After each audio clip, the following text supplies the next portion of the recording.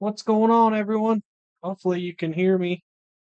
Looks like it's up on the phone. So it's our first time. What up, Fink? First time on YouTube. So I want to see if it all goes going through OBS and such. So it looks like it's up and running fairly good. What's going on, everyone? Hopefully you can hear me. Oh, that's some lag. What's up, Fink? If you guys can, give me a thumbs up or something, maybe to show. Awesome. Cool. Awesome. Awesome. Glad that you guys can hear me.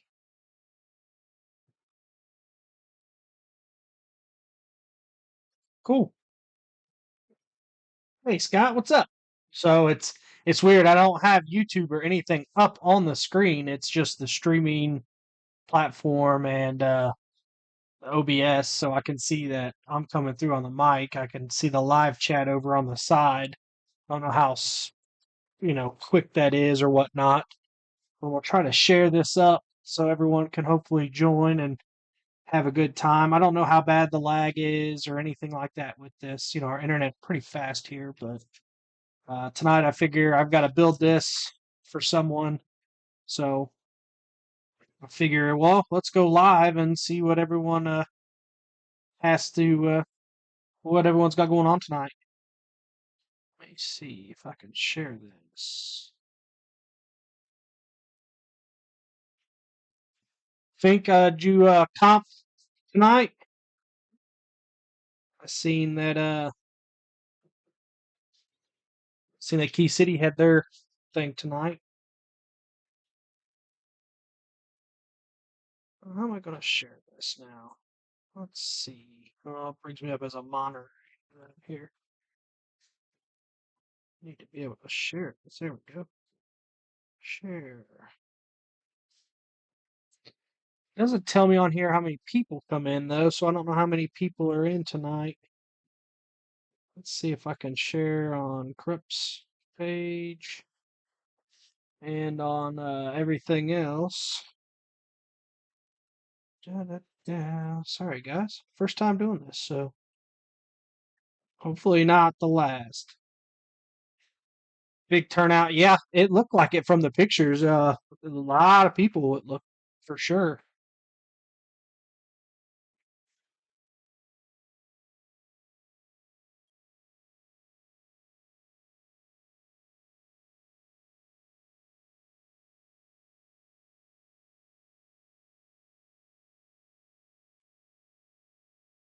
5 on yours.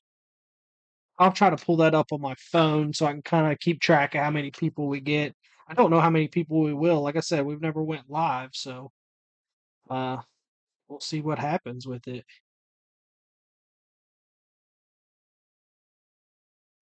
We'll see if that even comes up when we go to share. There we go. Perfect. Post now. There we go. Then we'll share that one. Ooh, buddy, what's to do?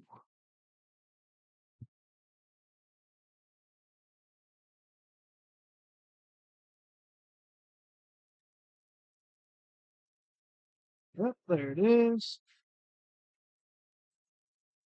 I figure, it'd kind of be like a Q&A too. If anybody has any questions or anything like that, I'm going to sit here and build and watch this feed, and hopefully everyone kind of comes in and hangs out. What's happening? There we go.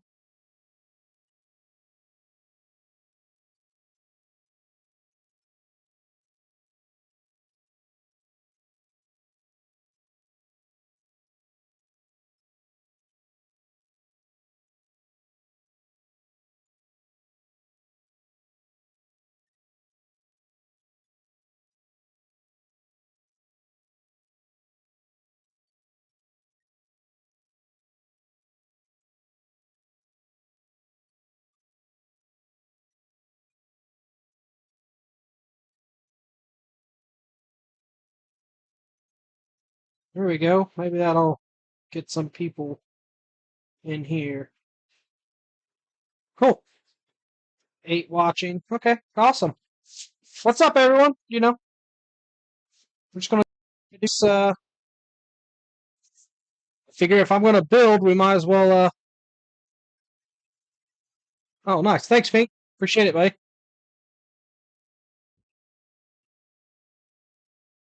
756, and I got that 756 here, so perfect. Should be pretty quick. Like I said, we have 1 gig on a mesh setup wirelessly and everything, so pretty fast here at the house, that's for sure. 1 gig fiber with the satellite systems and stuff. So pretty quick. What's up? Anybody got any questions? We're gonna build. So today, we're gonna build this for a customer. Customers sit in their axles and shocks. These beautiful CP43s. I built them for the customer. He sent all the pieces. He didn't want to lose any of the pieces, and he didn't have time to build them, so I went ahead and built them for him. So CP43s are going on the front. From what I found out today, too, they obviously, I think he has it. Let me see. That's the rear. Yeah, he does. So they have a larger panhard mount. You can see it's taller, or yeah. Well, this is the upper link, but a taller upper link mount, and he already had the shorter on there, which is good. So, and then obviously we built the axle, or I built the axle, the rest of it. So,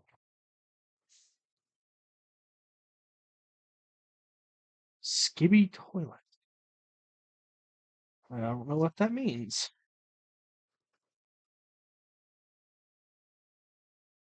Not sure what that question is, but okay, whatever. Keep going. And then obviously he's doing a CP43 in the rear, so nothing crazy. The F10s, the CP43s work phenomenally with these chassis. We're doing the Jekyll and Hyde, and we are actually doing the class 1 version here. So we are a flat skid bottom, parallel basically with the ground, and then the only difference is when we have to build these. I kind of put up a video the other day that when you build the T case, the top output here you would have on the opposite side, or the gear on the opposite side of the pin as you would normally for, say, the angled. And what that does is takes the cup part of the dry shaft and moves it back just a little bit further to give you a little bit more clearance when it's level like this. So runs a little bit more smooth that way. And then all I did was mock this up. So these are obviously loose in the rear. Same with the shock hoops. I just picked a spot and put them on there for right now. The front is all pretty much set now that I have the front dry shaft in and everything. It was pretty much a pretty clean mock up the same way. I did do a video building this.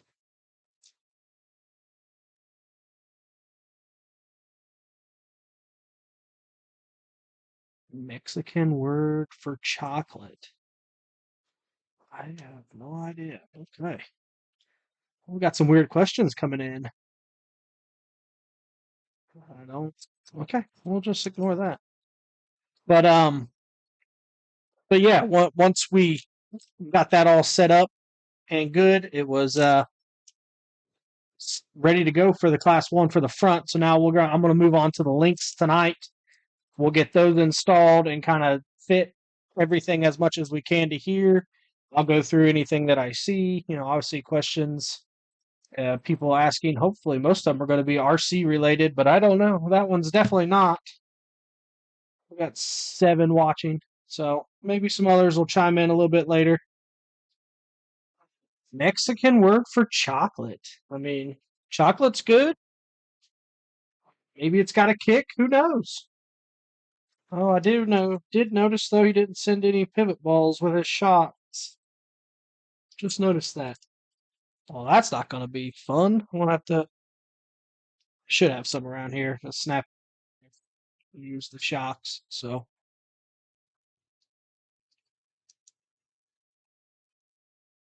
mm, yeah, maybe I don't know. Maybe I don't know how to make anybody an admin think. To be honest with you, I'll have to look at that when it goes into some of the other stuff. I mean, if that's what that guy's getting his jollies out of commenting, I mean, that's fine. Whatever. It is what it is. Hopefully, other people come in here and actually start talking RC for a little bit or for a while because definitely got some time to sit here and build. So, links, guys, we're going to do the 12.5 link. Even though it's class 1, it should still be pretty good, especially CP43s and such. So, if you haven't built one of our kits before, let's see, the links come with a card like this. Maybe it'll focus for you. Maybe not. There you go. So everything's kind of color coordinated. You see that on other companies. Sometimes they use, a little rubber band on the end. Sometimes they use a sticky little tab or whatnot. On ours, I actually just take a paint marker and paint the end of them there. I don't know if it'll focus on those or not, to be honest with you. Yep, there it goes. So I paint the end of them there. So obviously the colors coordinate with what they are. That would that's where we'll start. So I just usually dump them out, go from there. There is some loose ones in there, so be careful. We've got just rod ends and pivot balls loose. Grab you a prep tray here, throw your spares in.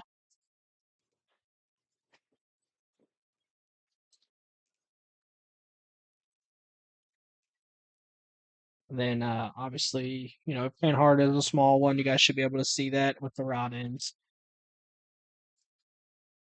You guys got any RC questions or anything? Everybody's quiet tonight. I thought we'd have a little bit more on. It's only 7 watching right now, so we'll see. But, we definitely don't have the following on YouTube for sure. I don't know if we can share that to all of our followers. I mean, maybe they should maybe they'll get like a message or something saying that we're live. I am not sure, to be honest with you. Not sure at all. 10 viewers, 1 like. Guys, don't forget to subscribe. So maybe it'll tell you if you do subscribe. Yeah, maybe it'll tell you when we go live. Like I said, the YouTube area of it is all new to me. We've went live multiple times on Facebook. It's a different type of going live, so using this, still use the same computer setup, the same system, but um, it's definitely different on YouTube than it is on Facebook. Grab a tool. So hope everybody's having a good weekend. Hope everyone's got decent weather where they're at. Team Garage Hack rod end tool, guys. If you don't have one, get one. We should have some in stock here again shortly. They will definitely make your life much easier when it comes to building your links, for sure. And then grab yourself it's a shock tool, rod end tool, whatever. Get them snug to the end, and then we check lengths and stuff afterwards. Wow, everybody's quiet. Not much commenting. Thought she would be a little bit more lively tonight. I guess not. Ooh, let's set that right in the thread locker. Earlier. There we go. What's up, Charles? What's going on, man? It's been a while for sure. Everything's still going good with you?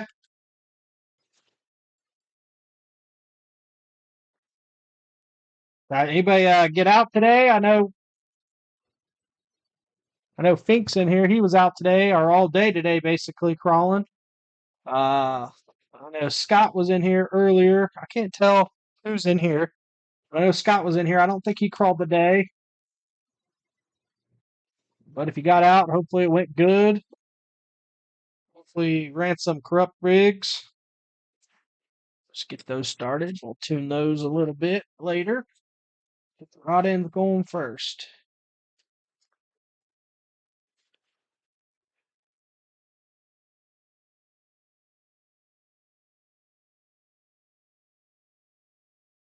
Awesome, man. Dedicated sweet gig. Hey, those easy runs are nice, man. Class 3 practice on the home rock pile. There you go, Michael. We Lord knows I'm gonna try to do that this year at my house. I've got to find something to help me do it. I got probably 20 tons of gravel sitting behind the house on the driveway area that I've got to move. Hey, what's up, RJ? But yeah, I've got to move that gravel. We've got to put some in the barn. We've got a lot to do, and then obviously some of that's probably going to go for drainage around where I want to build the rock crawling course on the back side of the house. So um, I have to get something to help me because Lord knows I can't do 20 tons of river rock with a wheelbarrow. Probably, I would say the barn is, shoo, probably, I don't know, 200, 300 feet, more than that, maybe even more, but can't do that. So I looked at like a couple tractors today, not today, but this weekend, and it's unbelievable the price some of these people want for a 1970s tractor, It's nuts. RJ, what's up? Timmy, what's up? Rez, what's going on, brother? Nice to see you in here. Yeah, skid steer tractor. I know. There's a guy locally here, old gentleman I met. He's got a whole farm full of tractors. I'm talking. He's probably got 106 tractors sitting out throughout his farmland, and he had a nice line of them earlier. In one area. So I walked down through there. He had a bad hip, so I walked out there. He told me to kind of get an idea, look up. I asked Kirby. He doesn't have one, Charles. Um, and I found one or a couple of them I like, but man, when he told me the price of what he wanted for them, I was like, I mean, I told the team because I was talking to him that night. I was like, I wanted to ask him if his vision was okay because I didn't know if he was looking at the same tractors as I was or what. But buddy, it was, when you're looking at a 1980s tractor with a front loader on it and it's got more weeds on it than it does paint, and then he says, "Oh, I'll take 8 grand for it." I'm like, I don't know about that one. So, we just got to keep working and see what we get. Got to work hard, save money, and hopefully find one on a good deal one day. There. Awesome, Steve. Yeah. Ninja was awesome. Good. Just needs a driver mod. Mine always needed that mod. I never could find it, but out, that or the Jekyll. The Jekyll always needs that mod too. That's for sure. But I could never find it. East Coast Regional Championships. Oh Lord, I don't know. I don't know about that. We'll see. If I can get something built, I know the wife would not be happy with me having a bunch of people come over, other than just, like maybe the locals. But we'll see. Everybody is definitely offered, which is amazing, and I always appreciate that love and support for sure. Everybody sent me a message saying, hey, just let me know, I'll come help, and I'll take a couple days off and whatnot. So we'll definitely quit it. It's just going to take time. God, once the weather breaks, I can get out there and start clearing more of the trees and things like that.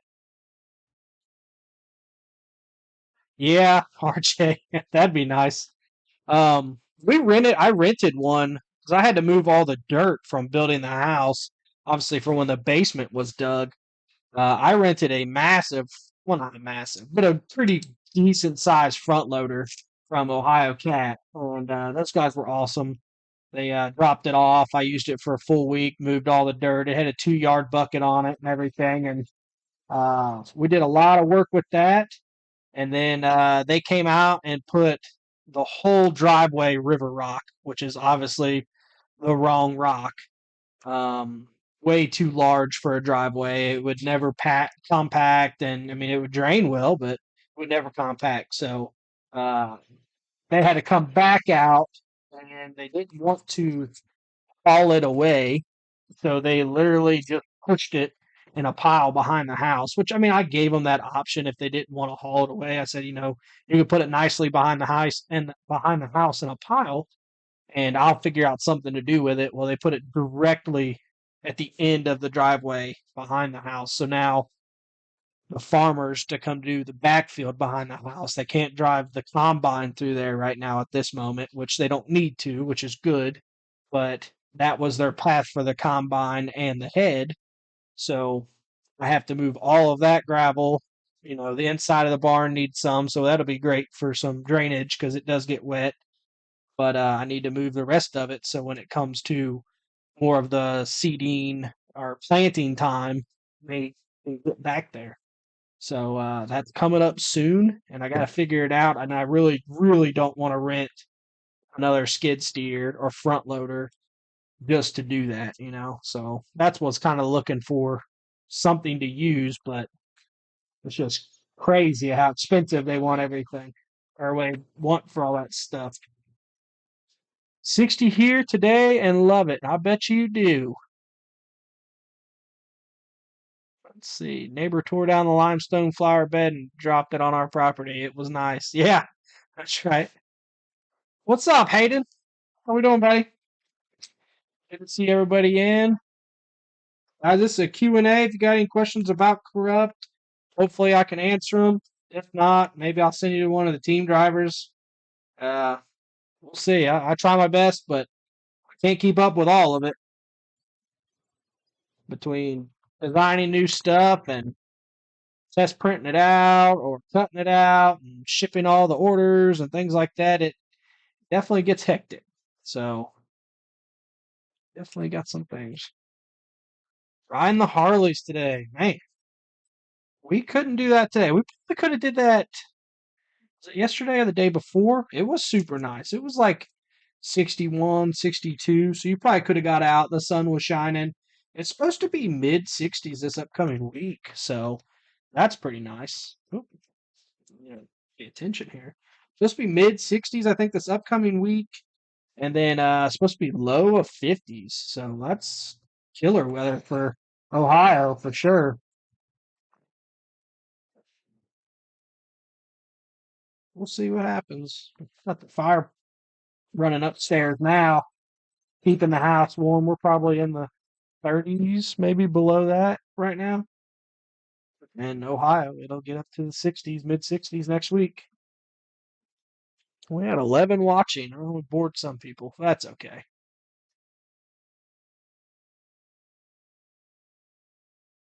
You can put the drive shafts in backwards in the Jekyll and Hyde. Austin helped me figure that out. Oh, yeah. Yeah, you can definitely you can put them in backwards with the front being so tight with everything. You definitely have to look at your clearances. So like the deluxe dry shaft is, it's got the female end on one side, and then it has obviously, let's see, I've got one here. Open it up. I gotta install these on this anyway. Not right now, but when we get to that process. So this is the standard length. Put that back in there right now. So this is good stuff to talk about. This is kind of why I wanted to do this, so people kind of understand. So when you look at a deluxe dry shaft, obviously we have the female end here that the shaft goes in, slides its distance for that. So when you look at this, this is probably the in the dry shaft area, the larger part of it. Obviously, this is thinner, smaller. So if this part, say, is underneath the transmission gears, and that's becoming an issue for you, you switch this around to the opposite side to where it just has this double uni at, say, the axle or at the transmission, and then you gain a little bit more clearance here by this smaller shaft, other than this sleeve here. So yeah, that does help. That's things that you can watch. It's not always cut and dry, or cut and paste with everything, is what I call it. It's not a Lego. It's not, it doesn't tell you everything. Corrupt Chassis have always been building builders chassis. It kind of takes a little bit of skill to do it. So and to be honest with you, it really helps progress the hobby when you have something like that. Also, it's people thinking out of the mindset of, oh yeah, well that's how his is, you know that's how his is bolted together, that's how mine has to go together. It's not really how this hobby started. This hobby started with people making things out of nothing, so that was really cool. And those times back then was just when someone brought their truck and showed you things that they had built. Obviously that was something that no one had or no one did, because he just built it in his garage by himself. So our chassis started out kind of like that. Like, okay, here's a frame rail, everything else is up to you. And, we progressed into more of a building style chassis until the latest VRD release again, which was our coming back to, I guess you could say, a swappable chassis. So the Landshark and Battle Axe were a 10-2 swap. The Landshark was a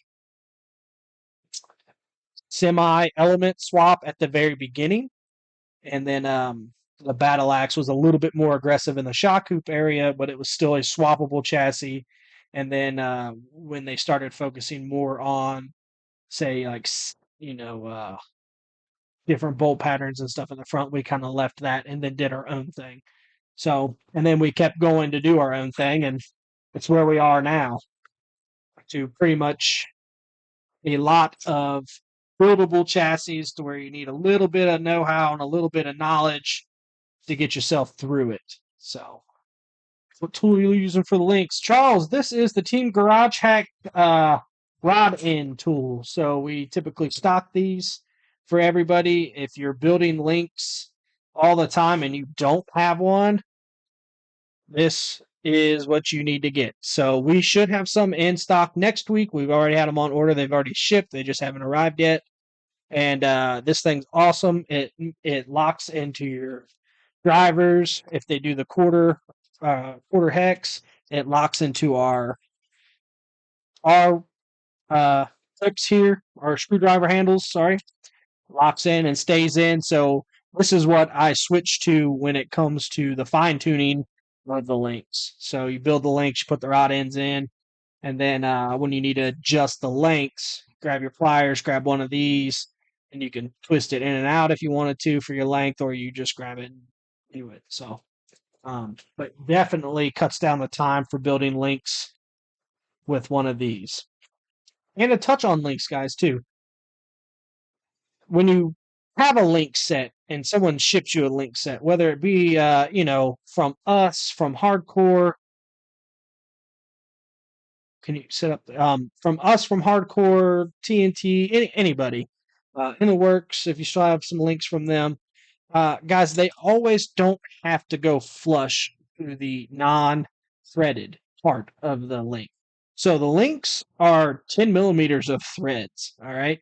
So you have probably 5 millimeters, 4 millimeters of play with that. So you can spin that rod end out to gain a little bit of extra length, gain a little, turn it in and whatnot. So there is, 5, 6 millimeters of tuning within the rod end and the threads. You don't have to be flush up to the end. Yes, it looks better and all that, but when it comes down to fine tuning your links, that's where that comes in. You need to look at the link, look at the rig when it's on there. Okay, I'm looking at it when it's together. This shock's, I seen this earlier, and we seen that this shock is straight and this shock is pulling in, or, this one's pointed out and this one's pointed this way, or this one's pointed in and this one's pointed out, so that gives you that adjustment. So if you have them all the way in, it's really hard to obviously make it shorter at that point. You can kind of get a little bit more twist out of it, but at that point you're jamming the rod end or the link end up into like the pivot ball area. But if it's too short, you can adjust those out. And then for some reason, I don't know if that translation was lost somewhere when it came to building links, but everyone always thinks that they have to be all the way into the non-threaded portion, and they don't have to be. If it needs to be one turn out on one of them or one turn, in on another, that is just fine. That's, perfectly fine to do or have your truck like that. And that really gives you that fine tuning to know that your truck is square and ready to go. We sell the linky jig for that. The longer links obviously don't work on it. We need to make another version of it for longer links for what everybody does now. So for sure, absolutely love my Jekyll and Hyde. Hey April, welcome, welcome, welcome. Can you put the dry? Oh, okay. Let's see. What tool? Okay, we answered that. Land Shark. I still have one. Awesome. That's great to hear, Charles. Land Shark was a great chassis. It's great, and it still is. There's still people running it. It's still a phenomenal chassis. Some people said it, it broke the mold when it came out, but there was a lot of great chassis companies back then also. And the Land Shark definitely proved itself for a long, long time, and still proves itself to this day, which is really awesome to see. It's cool. Might have to get one ordered.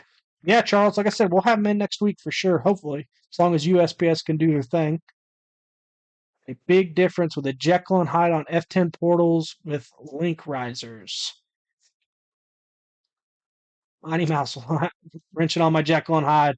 Thank you, thank you, thank you. Yes, we appreciate all the love and support that anybody chose for Corrupt. It's a one man show here. My wife does help. I have a great team behind me, but they have been so busy lately. They're starting to kind of get back into the RC world again, but everyone's been so crazy busy. So, the link riser question with the Jekyll and Hydes, it really depends on your setup. So a lot of that, it's not all in the chassis. So a lot of that is your weight, your body up top, sliders, the position of where your battery is, and everything like that. So, what house is that? Oh, mouse.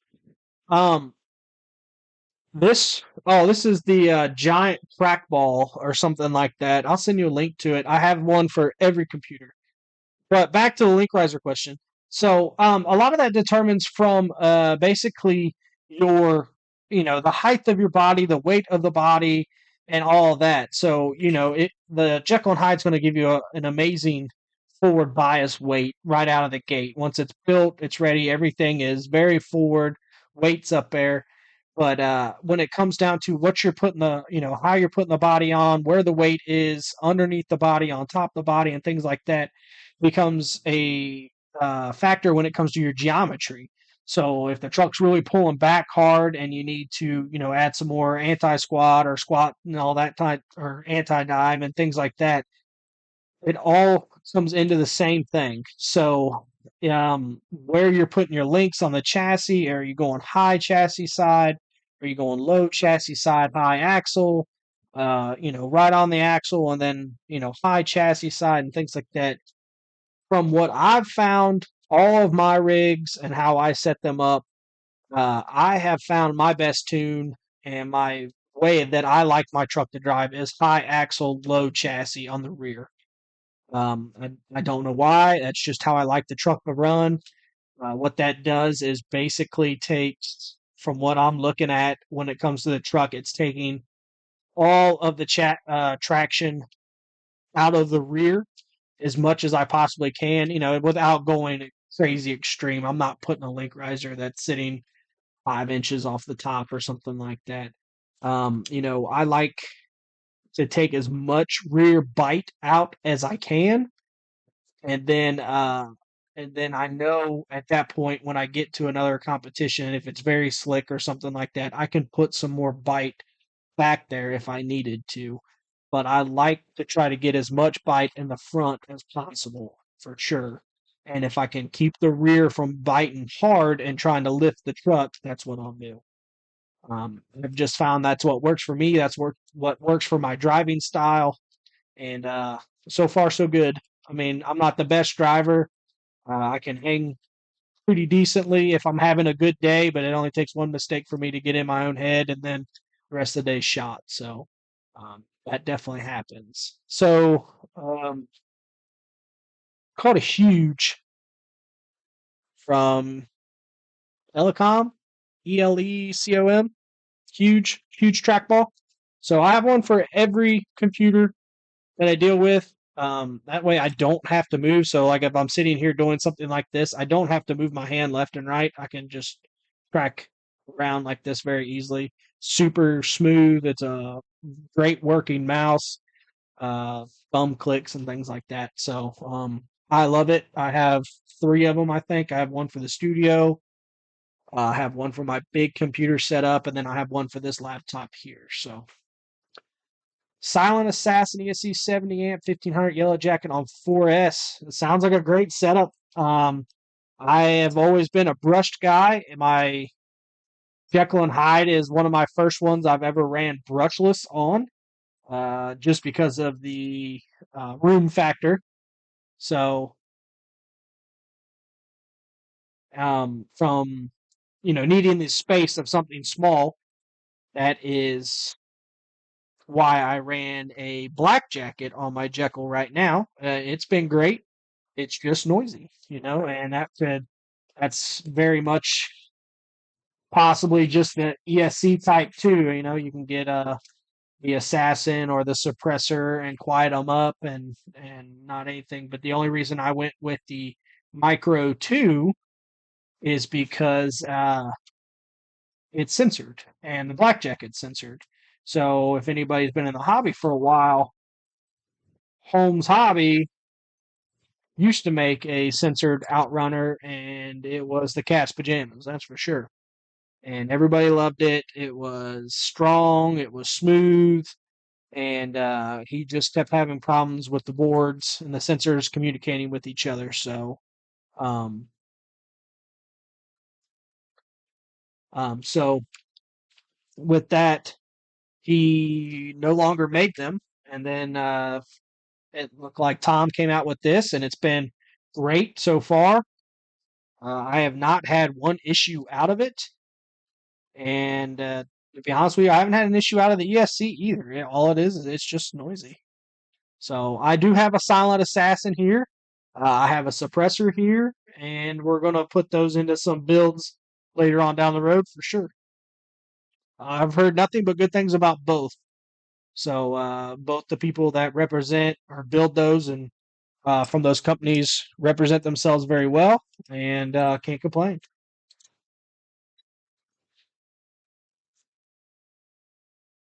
Riz, yeah, yeah. I would come roll with you guys anytime if I could. That's for sure. The landscape you guys have, the hospitality you guys show, it is second to none. That's for sure. You guys, there's a reason you're on the corrupt team. You know, you guys are definitely top notch. That's for sure. Couldn't ask for anybody better. And it dropped to 11 tooth clearance issues, but I'm happy. That's good. Yeah. I mean, I typically try to run as small of a pinion as I possibly can. I would rather volt up and gear down. And that's an old school thing, If you can run a 9 tooth pinion, run it. And then if you can run a 4S, run it. That's just ends up being super smooth. You've got the small or the low end control when you need it, and then you've got the pep and the snap when you need to burp it or something. That comes from the old school belly dragon days for sure. What's up, Bobby? Haven't seen you in forever since we don't have well, East, well, Slippery Rock, I guess we could say that was its last showing. I missed that. That was a great comp. I loved that competition. That was one of the most relaxing comps that I always loved to go to. I seen BB talk about it today, and I seen a bunch of pictures of you know everyone standing around and enjoying it, and I was like, man, that was a good comp. Always enjoyed just relaxing there. Everybody that came there was good class act people, and just great times. That's for sure. Yeah, in a hot minute, that's for sure. Team watching, man, is that our highest? Ooh, we're getting popular. What's up? Anybody got any more questions? Come on, let's talk about it. This is fun.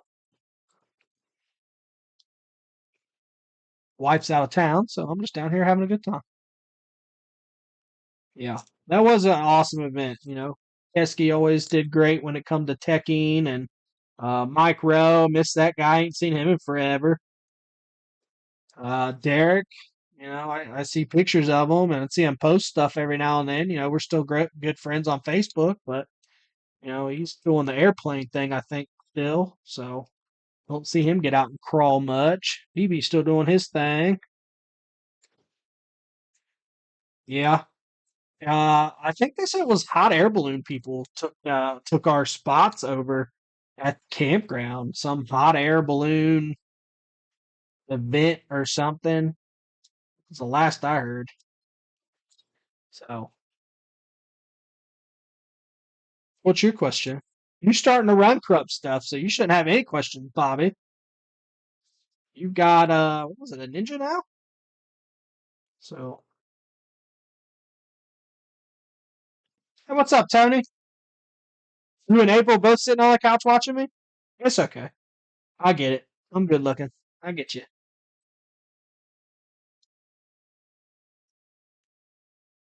Hey, Michael, there might be something going on for gurus this year. I was told possibilities of something happening. So I don't know if they've announced it yet.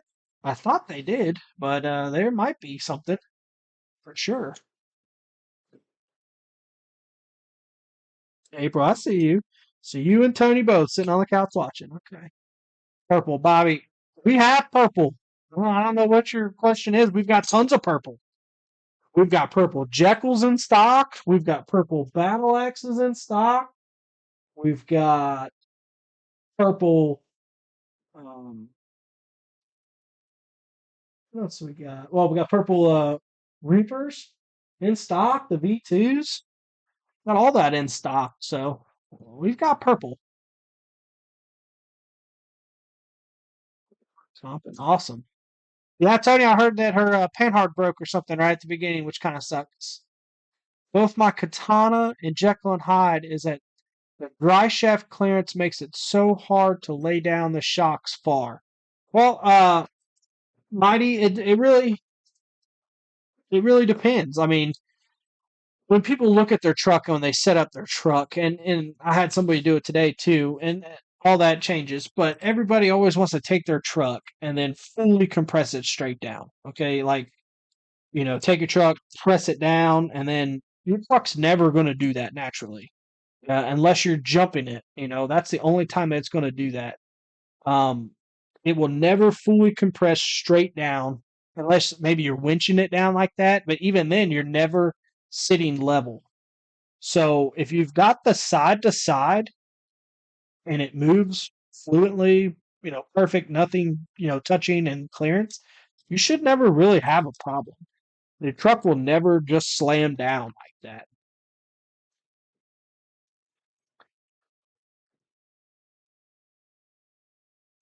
Let's see.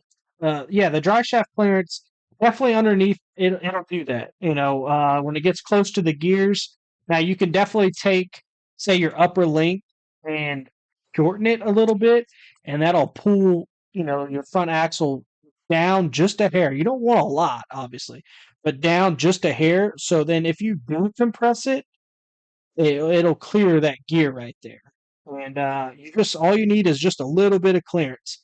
And then I've even done it to where I would put a uh, a 2 millimeter spacer inside the shock or on the shock shaft here on this side, and just to keep that 1 to 2 millimeters of clearance off of the gear, and that's it. I mean, it's not going to have the 2 millimeters more of travel up that say this side would, but it's going to stop that side before that dry shaft gets to the gear. And I've never once seen a problem with it. Angling it down a little bit, I've never seen a problem with that either. The dry shafts, they have so much movement in them before they lock or bottom out. So it never really becomes a problem. The only thing you've got to watch is if you do it too far, you don't want that dry shaft below the links or anything like that. So it's a very fine tuning game there, but it definitely can be done. We've got oh, hundreds of ninjas out there. I would say we've probably got close to hundreds, a couple hundred Jekylls out there now. I don't know about in full form like this, full kit form, but we definitely do, and they've hit podiums on podiums on podiums. So the adjustments are there. Sometimes, like I said, you just got to fine tune it just to where it has enough to where you get a piece of paper through there and it doesn't hit, and you're good to go. Hidden Ninja. I thought I had seen you build one. So glad to see you actually getting in one. It'd be awesome to see you run it for sure. All these years where you gave me so much heartache when we went out to Slippery Rock and stuff like that. But it's good to see you finally drive one. Second place last weekend with my Jekyll and Hyde. I'm so happy with it being fifth time out with it. Awesome, Hayden. That's awesome to hear. Awesome, awesome. Just wanted to say thanks for getting me hooked up with the Jekyll and Hyde skid. No problem, Chad. Hey, if I can, I will. Sometimes that's not always in the cards. Unfortunately, I don't always have everything here for everyone. Or if I do have one, unfortunately, it's already been purchased for something like this for a customer. So every now and then, I might have something, off on the side. Maybe I used it for prototyping or something like that, and maybe I didn't put it back in the package or something. So I say, yeah, I do have one. It's a little used or something like that. I typically will try to do my best to accommodate everyone that I possibly can because, heck, if I keep it here, I'm not making any money on it. So that's kind of a foolish thing. And plus, it hinders you from not being able to get out there and run too, which, nobody wants that. Nobody wants to spend money and not be able to get out and use it. How little, if you only knew how little Mighty Mouse is in real life. Well, I have no idea, RJ. No idea. Number one spot with the revamp. Love it, bro. Awesome, brother. That's good to hear. Yeah, the Battle Axe has been doing some awesome stuff. That's for sure. There we go. Um, or the revamp. Oh, the Jekyll and Hyde. Sorry, Tony. Sorry, I was thinking somebody else was talking about the Battle Axe.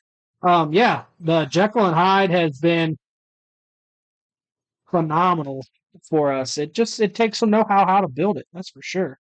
And it's not your start into this hobby chassis, but you've been around long enough to know you've seen them.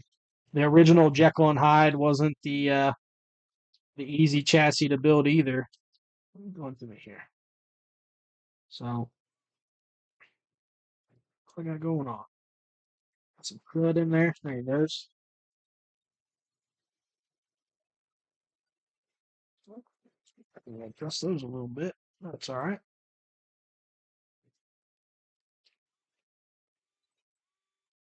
Got some crud in the hole. Something. Oh, that one's not threaded in there correctly. Okay. No biggie. Loving the Jekyll and Hyde. Awesome. Awesome. Awesome. Love hearing that. That's for sure. There it is. Stalled already. I'm already enjoying the build. Can't wait for it to be done and on the rocks. Yeah. Yes, a lot of people definitely pulled their hair out with the original one. There is no doubt about that. We caught a lot of heat with that chassis. That's for sure. We changed a lot of things up. It was definitely a game changer at its time. And it still can hold a candle with a lot of things going on these days. Now that it's back legal. There we go. Something going on with that hole there.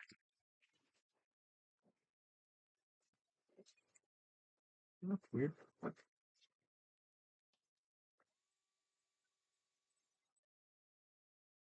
There we go.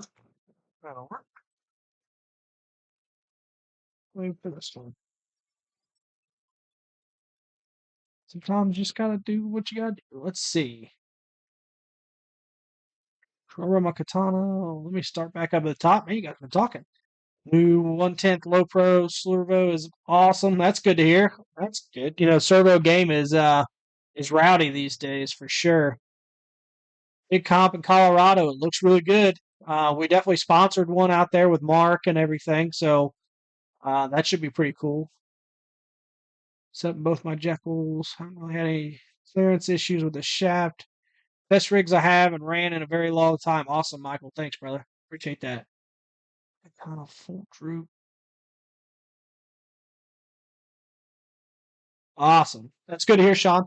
Yeah, like I said, it's always about like that 2 to 3 millimeter mark, and once you've got it fine tuned, you're good to go. And then drive the truck, get used to it, drive it as long as you can, get used to the truck. Learn what it's going to do, what it can take, what it can't, and then when you do that, it's just going to make you that much better of a driver for sure. A lot of people don't understand that. When I go to a competition and I look at somebody and they said they've been driving that truck for 3 or 4 years. Oh, I need to check the length on these.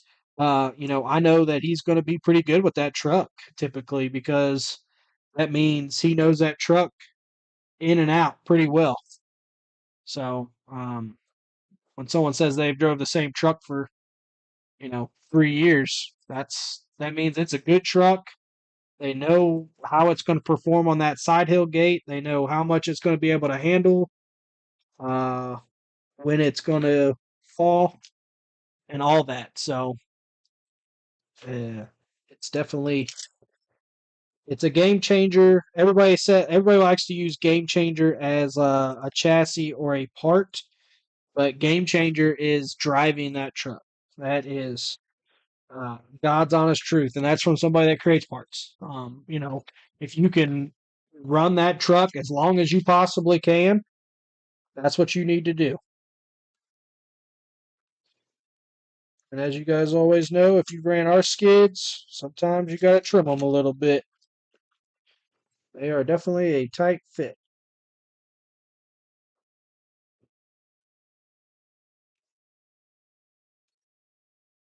Take you a little bit off of them.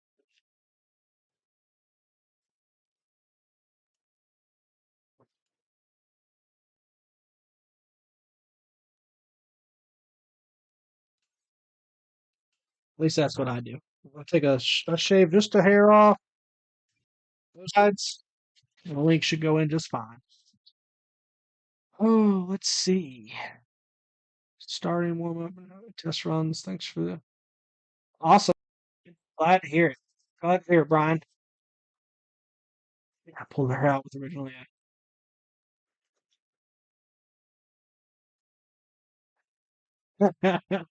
Yeah, it took you a while, Bobby, but I'm glad to see you finally got one. That's for sure. Hayden, what made it illegal at that time? Sorka was not happy with it being a multi-piece chassis, and they said that the the centerpiece itself was considered a chassis. I could not get around that argument. I didn't know how they were coming to that. I couldn't figure out why they were coming to that decision. So they ruled it as a twin vertical plate TVP chassis, but then they couldn't give me a definition of what a TVP was.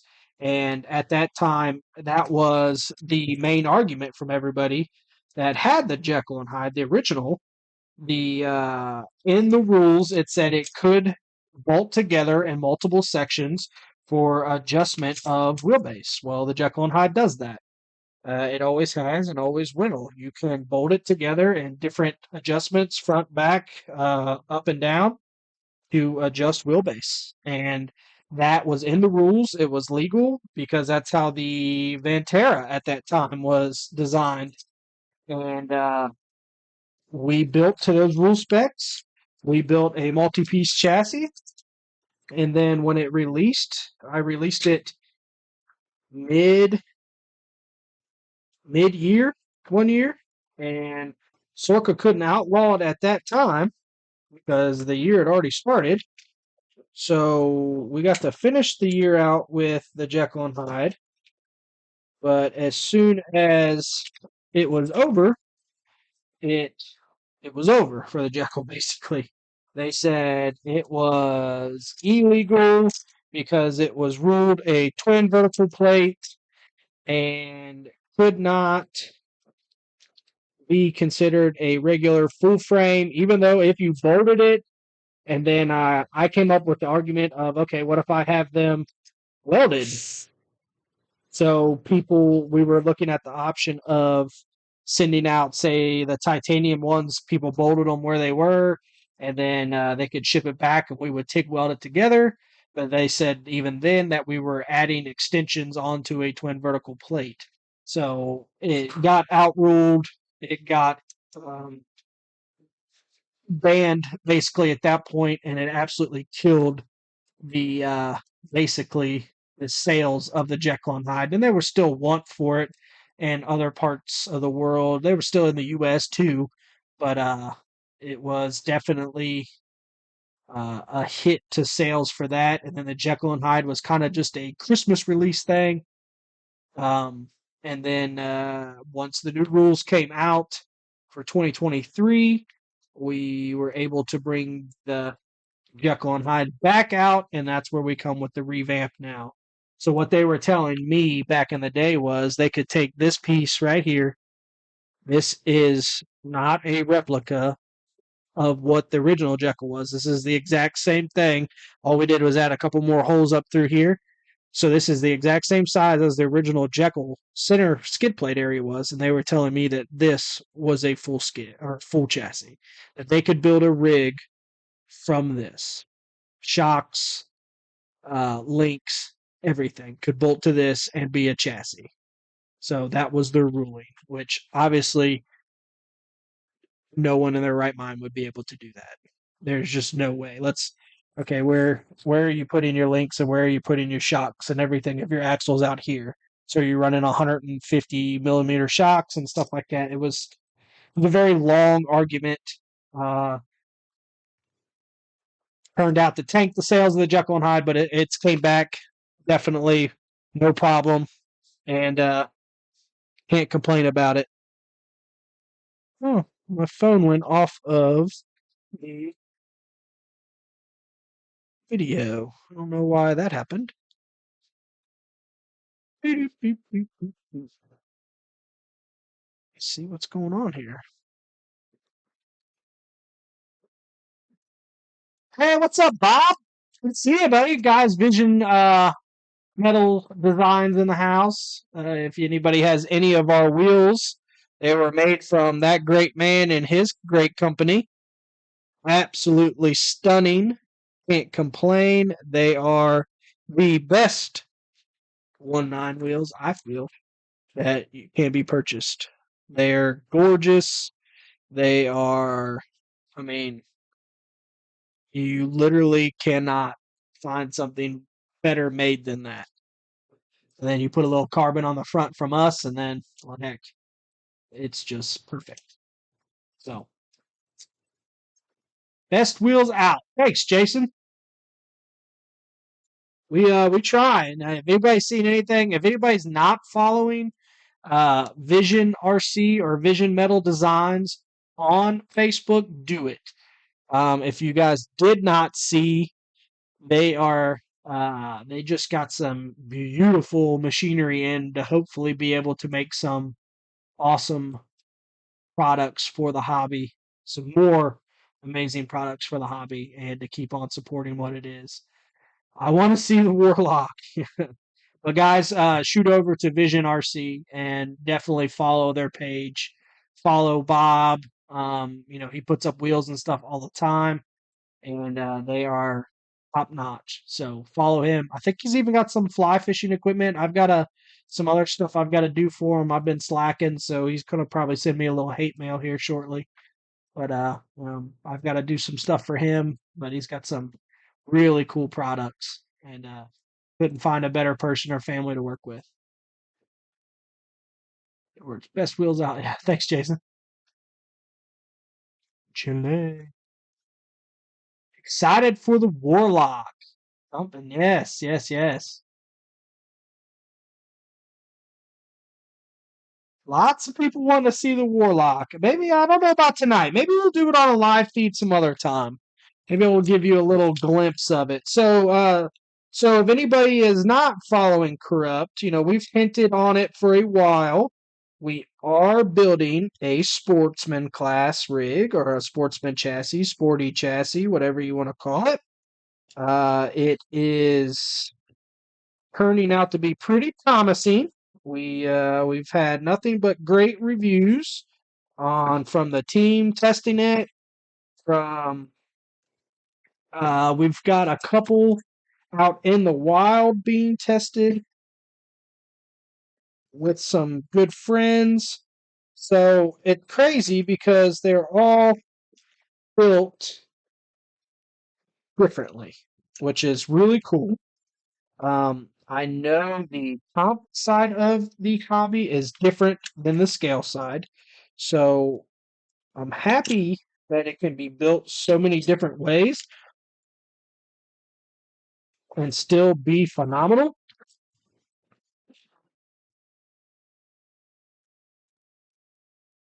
Reaper based mini too, yeah. But so sorry, getting off topic. The Warlock has been built so many different ways. I've got mine built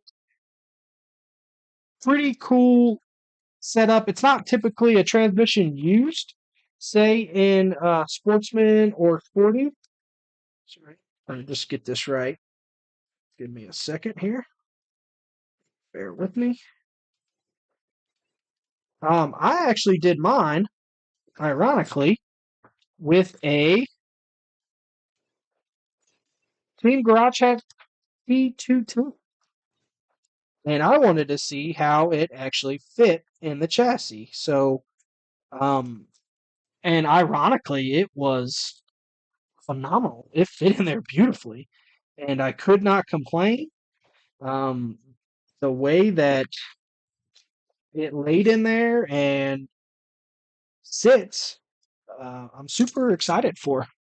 So I ran it a little bit. Took some off the top when I shouldn't have. So I ran it as some test inside the house here. Obviously, the weather has not cooperated with us enough to get out with it.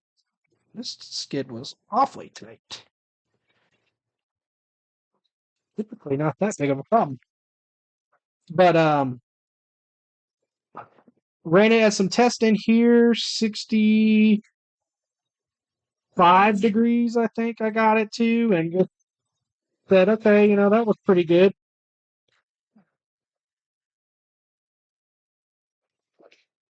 Gotta watch that. But yeah, got 65, climbed it really good, all four tires planted, and it's been phenomenal. Rez has, you guys can see him in here, Rez Roland. He has an awesome YouTube page too to follow. Guys, if you don't do it, he puts up videos all the time of the Warlock running. So that's a good way to kind of catch a glimpse of its performance and what it can do. He's got Rev. I think you've got 2 or 3 built now, and they definitely are awesome. They are performing flawlessly. Rez is an incredible build, and he builds stuff just like I would expect anybody on the team to do. Slightly different. We test things different ways. I'm typically the guy that has them built kind of to the spec of how we sell like the kits. So my Jekyll and my Ninja are built how the kit is made to be built. And then some of the team drivers, they do their own thing, and you can't complain about that, but gives us an idea how things can be built, how they run different ways. And it's a great way to find out how everything can actually be done. Oh, let's see. Simplified them by making a 41-page rule set. Come on, I mean, it's not that bad. It's actually the rules actually opened up some stuff, to be honest with you.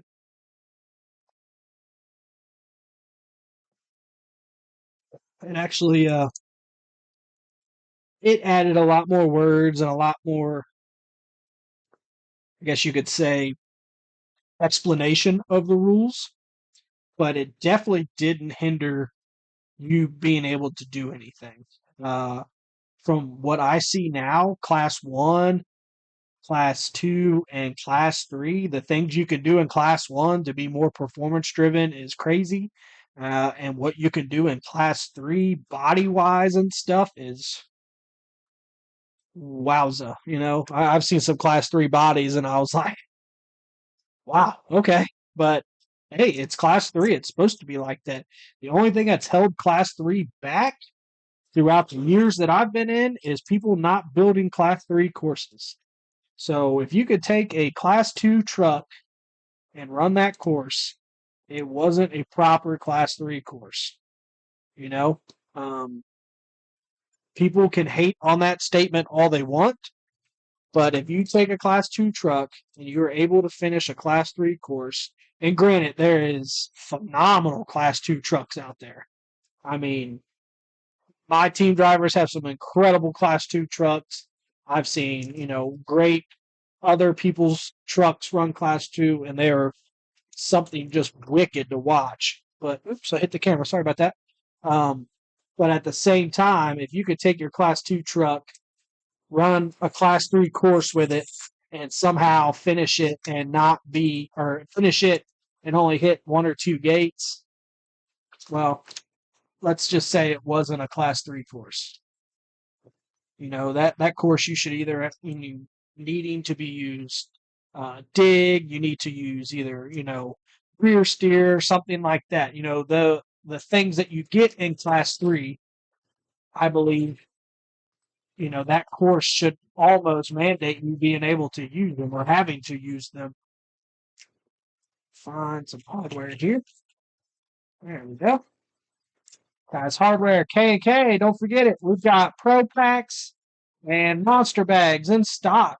So get your hardware. Get you something like this little thing I've got here.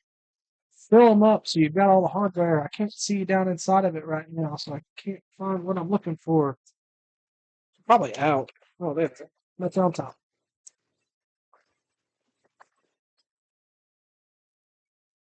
ECSC was so good for class 3. Hey, Bobby, I'll tell you that right now. That is true. ECSC, when class 3 courses were out, they were courses. I mean, if there was no way that you were really going in with a class 2. I mean, you were fighting. It was going to be a fight to finish that course. Looks good. So yeah, I mean, granted, you can compete with a class 2 and class 3 for sure. But should you be able to do it as well as you possibly could with a Class 3? No. Should you be able to win it with a Class 2? No.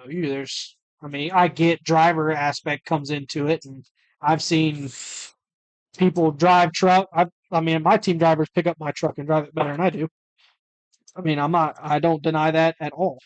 But at the same time, a Class 3 truck should be needed for a Class 3 course. That's my opinion.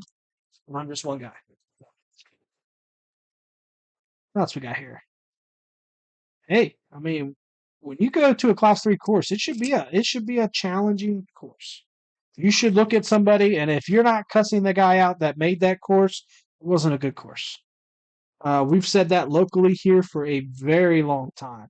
If you are not getting cussed out after you make a course, you've made an easy course. So, um, and trucks have just become so capable nowadays. Between something like this, or something somebody else has designed and made. I mean, the trucks are phenomenally performing trucks these days, and it's going around now to where they're basically just a sporty with a body. And uh, if you looked back at this hobby 3 or 4 years ago, yeah, for sure, that's exactly what it is. But for how much this hobby has progressed in the years it has, this is what it has went to. And if you want to be in the scale aspect of it, it's and you want to be truly scale, it's Class 1 or Class 0. Class 0 is going to have to come up. And it sucks to think like that, and it sucks to say that, but at the same time, Class 1, you start, you're more scale focused, but then you still have the option to be able to be performance based. And then Class 2, you're obviously is the next factor. You're more performance based, but still some scale. And then Class 3, you're pretty much you're a tiny bit of scale and all performance based. I got cussed out bad today for my course. Oh, well, then you build a good course. That's how it goes. I mean, if people don't like it, you know, I got told a long time ago from my team driver, one of my team drivers, Brian, is if you are good on an easy course, that's exactly what kind of driver you are. You're good on an easy course. When you get put into a bad or a hard course, that's when it really shows that um, that you're good on easy courses. And that's not anything bad to say. That's just typically what happens in the areas, where uh, you have to find that happy medium to where everyone's able to kind of finish that course and still be happy. It's still for fun. But then you also have to look at people that will show up with a rig like this one, or, a well built and tuned other rig. You have to put some challenge into them too. Otherwise, they're just going to sweep every one of them. So at the same time, you kind of have to look at it both ways. And like I said, the classes are so performance driven these days. You have to literally put I mean, some hard gates in there. You have to, otherwise people just aren't going to be uh, challenged for sure. Bug bodies, but haven't heard back from them. Hayden, they are. If you're talking about Def Customs, they are extremely busy right now. So I know they have a list of ones to do, and they have their families. You know, volleyball practice, all kinds of things like that. So Jason and Chris are both team drivers for Corrupt. I talk to those guys every day. They're in our chat, and they're extremely busy. Chris is on events or at events left and right with his children, and Jason works all the time. They do the thing. Just like most people in this hobby, they do it on the side or as a you know second gig. So that's what happens. Let's see. When are you gonna go do a banner contest? We can put another one up. Yeah, let's do one. We might do one tomorrow. It's Sunday. We can do one for Sunday. That's not a problem. Let's see. Bobby. Ah, Daniel, that's good though. It happens if you got cussed out bad. Only three people finished the course. Sometimes you can really push it a little too much. That's for sure. But it happens. People don't like the course, they should drive better. Well, I mean, you have to remember not everybody's there. Not everybody's at the same level in the hobby. And I have to catch myself a lot with that too. When I talk to somebody that's wanting to build their Jekyll and Hyde, you have to kind of bring yourself back into the aspect of not everyone's done this. We made the Jekyll and Hyde. We made the kit. I knew it was going to happen. So if you make a kit, people buy it, whether they're brand new into the hobby or whether they've been in it a while. So sometimes I have to catch myself from thinking like, oh, why can't this person figure this out? Not everybody is in that level of the hobby or in with that kind of experience that you're expecting maybe somebody to have with when they buy a Jekyll. So every now and then I have to back myself up and I have to go, okay, Musa, I got you. Let's figure it out. Pictures always help. Videos, if I have the time to sit there with a truck in front of me with a video and kind of explain it, I will. But that's not always an option.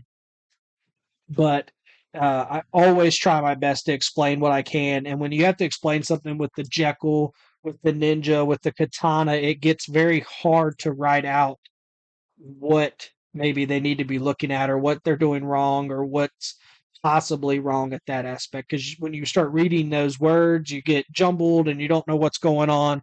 So at that point, you want to be like, okay, let me send you a video to kind of help you out, or let me send you some pictures explaining what I can. And I'm scrolling through the hundreds of pictures on my phone trying to find a picture of my truck of what I'm talking about and things like that. So um, you know, you have to remember not everybody's at the same level in this hobby. So you know, if they don't like the courses, they should drive better. Yes, but that guy might only have 10 hours of stick time and just built that truck and it was his first thing and his shocks may be wrong or something like that. So that's why, you know, um, when I talk to my team drivers or when I talk to anybody that wants to be on the corrupt team or maybe it's just starting in this hobby or it's been in this hobby for a long time. You always have to kind of say, this hobby has to look out for each other, and not everybody is going to be able to jump into it and know it right away. And, not everybody has the experience that others do in life to figure that kind of stuff out. And, you have to remember that. And sometimes it does take somebody going like, hey, I've never done that before. And you're like, oh, okay, my bad, my bad. It, you just don't know where everybody comes from. So, on my aspect of the hobby and where I come from a company, I try to help everybody as much as I possibly can in the time frame that I have. It doesn't always work out like that. I may read a message and not get back to you right away, and then forget about it. I mean, it does happen. It just those things happen, but I always try to make sure that everybody is dealt with maybe the respect they need to, because I know that not everybody is at where they should be, or maybe they will be eventually, but just not right now. And sometimes I just got to be aware of that, and sometimes it's a kick in the face to when somebody's like, "Well, I've never done that. I don't know." And I'm like, "Okay, yeah." Look, so they say, "Well, this is my first truck," and you're like, "Oh, okay. Wow, this is gonna take a little bit. Let me help you out." So sometimes you just got to do that.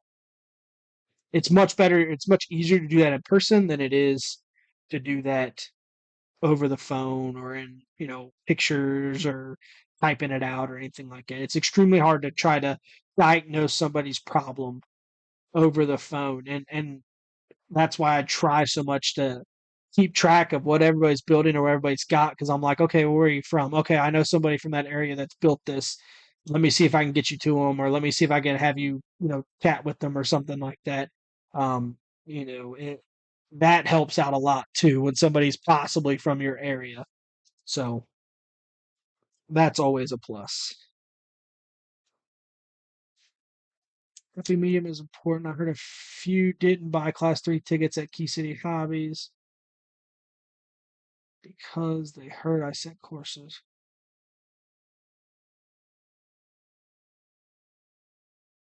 Yeah, I mean, you should be able to accept the challenge, even if y- that's the thing with this hobby is everybody gets so agitated with it, but you guys have to remember you're out there for fun. You're not out there to win the World Cup. You're not out there to win the Stanley Cup. You're out there to have a good time with your friends. And if you bomb the course, well, who cares? You bombed the course. Just you try to do better next time. That's I can't tell you how many major events I've been to where 3 gates in, I bombed it, and I'm like, you know what? I'm not worried about time anymore. I'm not worried about this. And it does suck because everybody goes in with that mindset that they want to, do really good when they go somewhere. There's, everybody does that. But at a certain point in time, sometimes that just doesn't happen. So when that doesn't happen, you just go, hell, all right, let's have a good time. I'm here with my truck. Let's push it to the limits that I think it can go, and let's finish as much as this course out that I possibly can. And that's how it should be, to be honest with you. That's how you should have that mindset going in every time. When you go into a competition to crawl, you should have that mindset as I'm here for a good time. This is not gonna make me lose my job. My wife's not gonna leave me because of this. We're here to have a good time. We're here to have fun. Um, and if I do really well, hey, that's the bonus. If you hit a podium, hey, that's awesome. Your hard work of going outside and playing with your toy truck has paid off. You can't be too upset. And a lot of people take this extremely seriously. I do. I mean, I make a living doing it. But at the same time, when you go out to a competition, you need to realize is this is, you know, this is not the Olympics. This is not something like that.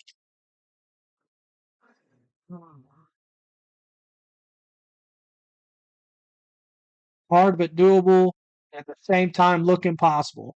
Yeah, 100%. When you look at a course and you're going, man, I don't know how I'm going to do that.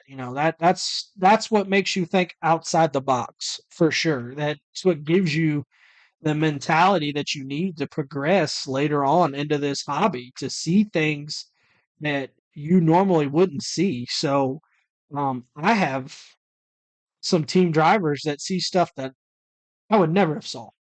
I've gotten better with it throughout the years, but Tyler Ferryman, David Zakari, Andrew, all of those guys, everybody on the team. When they look at a course, I'm like, oh, that looks like the easiest route, the path there, and then they're like, well, why don't you take this back here and then drop down, and then you're pretty much straight onto the gate, and I'm like, I didn't even think of that. Why didn't I think of that? And then they see that stuff, and that just comes with more time, knowing your truck and things like that. Um, that comes with experience, and sometimes some people get it right off the bat, and sometimes some people don't. Uh, I've watched guys look at look at a course, look at look at how they need to do it, and then once they get up there, what they told you, they're doing something completely different. And sometimes that's strategy. Not everybody. You don't want everybody to know how you're going to run that if you say you're in the finals. That becomes a strategy portion of it. But I will always say if you're at an event and there's some drivers like that there, and you've got the time, take the time to sit there and watch those guys. You know, when you watch somebody that knows what they're doing and is very good at it, that's the person you want to learn from, you know, for sure. Perfect run should be earned. It shouldn't be a race where there are 10 perfect runs and a time to win. I agree with that. I would agree with that for sure. Another thing I would agree with is winches should be a lot more points. You should not ever go to an event where when you pull up and you watch somebody run, that somebody pulls up to a gate and does not even attempt it. And they just immediately pull winch. You can say it's strategy. You can say that that's what you needed to do to win. You don't waste time on that one or whatnot.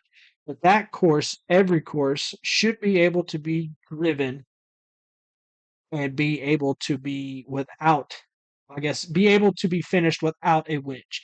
Now, I get it. If you're in a time crunch at the very end, you just need to finish the course or whatever, and you don't have the 30 seconds, but you know you can pull that line, that's different. But if you're two gates in, you pull up and you don't even attempt to try to drive that line or attempt to try to crawl it, and you pull winch right away, and all of a sudden it just becomes a gigantic winch fest everywhere. There's nothing worse to see than just winches flying left and right.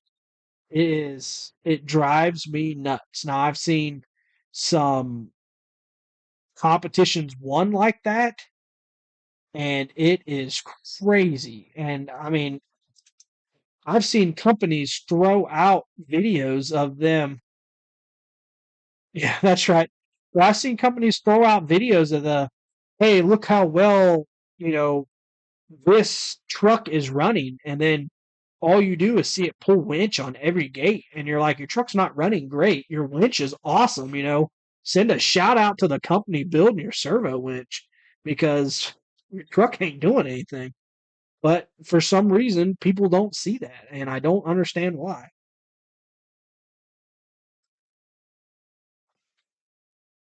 When I watch a video of a truck crawling, I don't want to see you hooking a winch and taking 30 seconds to make that gate. I want to see you drive up to that gate. I want to see you look at the lines and try to crawl it. Um, that's when you know that rig is performing. That's when you hook the winch, it's not performing. It's your winch is performing. And magic trees, yeah, that's a thing I think should definitely be looked at when it comes to points. I'm not saying they're bad or you shouldn't use them, but I'm saying that there should be something done with that aspect. So I brought this up with Sorka last year when they allowed people to send in, you know, request or whatever, uh, people that maybe had an idea about the rules or wanted to talk about the rules or something like that. So I sent in the request for, say, if you used a winch hook or a winch stick, say you used a winch stick and you pulled yourself up through there, I think that winch stick should stay in its place until your truck has progressed past the winch stick. The rear axle, because if you're hooking a tree in real life, because that's what it's simulating, you're hooking a tree in real life, that tree is still in its position when you're hooked. So if you're pulling up towards that tree, while that tree is still there, and if that's the case, you should have to keep it there until you have progressed past that winch stick. Now that winch stick would be considered like hitting a gate or touching, you know, another driver or whatever, because it's like that now. If you touch a winch stick, you get points. So I think if you use a winch stick and you pull, that stick should not move until your rear axles have progressed past it. That would basically be just like a tree being used to pull off of. And I'm just guessing on where these links need to be right now. So I've definitely had a plan in my mind, and then the course just doesn't happen. That's me every time, buddy. Every time I go out there, RJ, I'm like, oh yeah. I mean, and I'll watch Tyler run, I'll watch David run, I'll watch Sean run, anybody. Uh, heck, me and Scott ran all of fall crawl last year, and it was like that. I would run first, and then Scott would run behind me, and we had very similar crooks at the way they were set up and tuned. So it kind of helped both of us, kind of figure out, bust ideas off of each other. And then I'm like, okay, so I'm gonna go here, I'm gonna go there. Let's do this. Scott spot me in which way we need to go, and then as soon as we get out there, the truck don't want to do that line. So it's uh, it's definitely something you have to adjust on the fly, I guess. Excuse me, is a good way to put it. Um, I think Nabil told me one time the truck's going to show you where the traction's at. So what you think you're going to do, um, and what that truck's going to do, it's going to tell you where it's going to go or what to go. So um, sometimes that's just how it's going to happen. Where you think it's going to go that way, and you hope it goes that way, but it's going to show you where it's finding the traction and where it's going to go, where it wants to go. I got to get some pivot balls for these shocks here. What else we got? We got any questions? Any current questions? How many people we got? 17. We've been fluctuating between. I've seen 20 hit again and here and there. Anything good? I see some team drivers in here. Ain't none of you guys talking. Winch sticks are ridiculous. Well, they have the. I say they serve their place. I'm never a fan of them. Uh, I still don't think to this day that I'm a fan of them. But if they're going to be used in the event, then I suck it up, and that's what's going to happen. I made all of the winch sticks for fall crawl last year.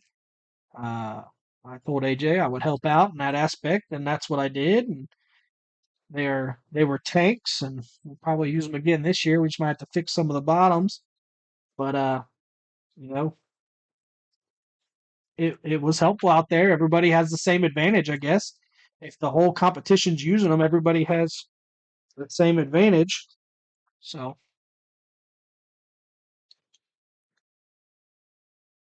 what else? What else we got?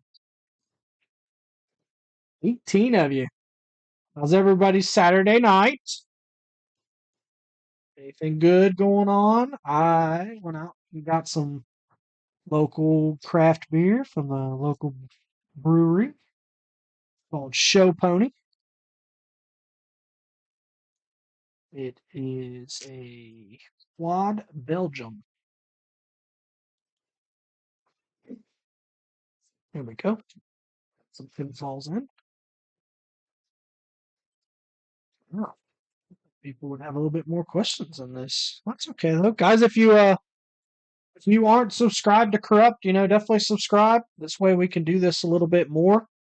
Hopefully keep everybody in the loop of everything that's going on. If I'm able to sit down and build like I am today for this customer, then uh, hopefully we can go live here and do this. I went out to Micro Center today and got a couple of cables that I needed for this setup.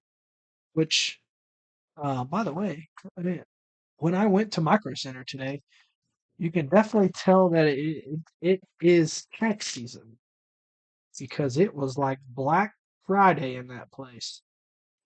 I waited in line to check out for probably, heck, 30 minutes or more. I had to get a screen for the studio set up because when we moved, somebody cracked the screen.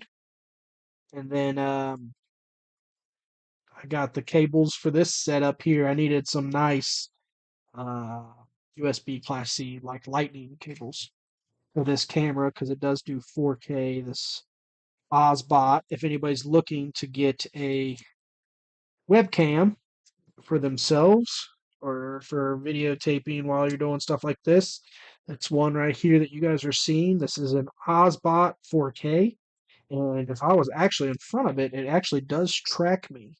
It can zoom in on my face. I can tell it to zoom in. I can tell it to stay away. I can tell it to track me. I can tell it not to track me. All that stuff. So pretty cool. It does move. It's got its own little gyro and all that kind of stuff. So pretty cool thing to get. Wish I could make spring crawl. Too many things going on with the kids' life. Yeah, I understand that too, Michael. So AJ told me to keep my plans open for that month, and I was like, I don't have anything but one thing planned, which I always go on a fishing trip every year. I have since I've been 18 with my best friend and his family. And it just so happened to be the dates that he put out were the dates for my fishing trip. So unfortunately, I don't get to go to that one. And it would have been hectic anyway because it would have been fishing trip, and then it would have been comp, fishing trip, and then beat the creek, and then back home for a week or two, and then to ECC. So um, during that aspect, Krupp would have to be shut down during certain times because I wouldn't be able to ship anything out, and people would get really upset and mad. So having the company shut down for that long was just not a viable option. So I'll be going fishing, and they'll have the comp. I'll come back from fishing, and then we'll be at Beat the Creek, which is an amazing event. If anybody has not went to that, definitely go to it. It is a amazing event put on by an amazing family, and I can't say enough good things about it. It's not a comp; it's more of a trail style. He has a absolutely gorgeous property, and it is set up for miles and miles of trailing in the woods, creek, horse pastures, inside a barn, everything. Pond. I mean, it is an awesome event. We love the Howkies. We love Beat the Creek. We're there every year. I can't say enough about it. It's one of my favorite events to go to. We actually, if we have the time, the wife and I and the team will get out there and crawl and just enjoy ourselves. Sometimes we don't have that option, especially in these years recent with uh, with so many people coming, and we're just jam packed in the booth the whole time. But I can't complain about that. We love our crew Uptonians, and we'll stay in that tent or that booth as long as it takes for everyone to get what they need.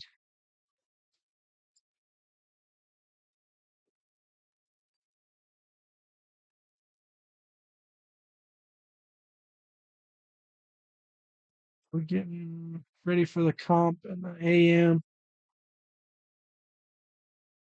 Oh heck yeah, Rez! That's awesome that you're comping tomorrow. I know you guys like to comp on Sundays. The weather looks good. I mean, it still looks probably a little chilly out there, but the rocks you guys crawl on are just absolutely gorgeous. If we had anything like that here, that'd be amazing. But we're Ohio and we are flat. So, well, at least where I'm at, Hocking Hills and all that's got some mountains and such, but we definitely do not here. Is go. What else you got here? A true rock comp at Beat the Creek. Trails were fun too, though. Michael, yeah, that event's just not geared towards the comp guys. Uh, it's more of the family come out, have a good time, everybody enjoy just hanging out and being with everybody. Sometimes at competitions, that was the main thing that we had the Super Shafty After Dark last year. At that event, there's so many people there, but not everybody gets to hang out with each other. So we wanted to do that so people had the option to come out and hang out with each other instead of being in their separate cabins or hotel rooms and things like that. And I think it turned out to be really great. And Beat the Creek does that to basically be the whole event like that, which is super cool. We love that aspect of it. Everyone just kind of hanging out with each other, and it's a great time. That's for sure. We look forward to it every year. Ready to comp in the morning as well. First run and the new battle axe build. Guy that fishes, awesome. So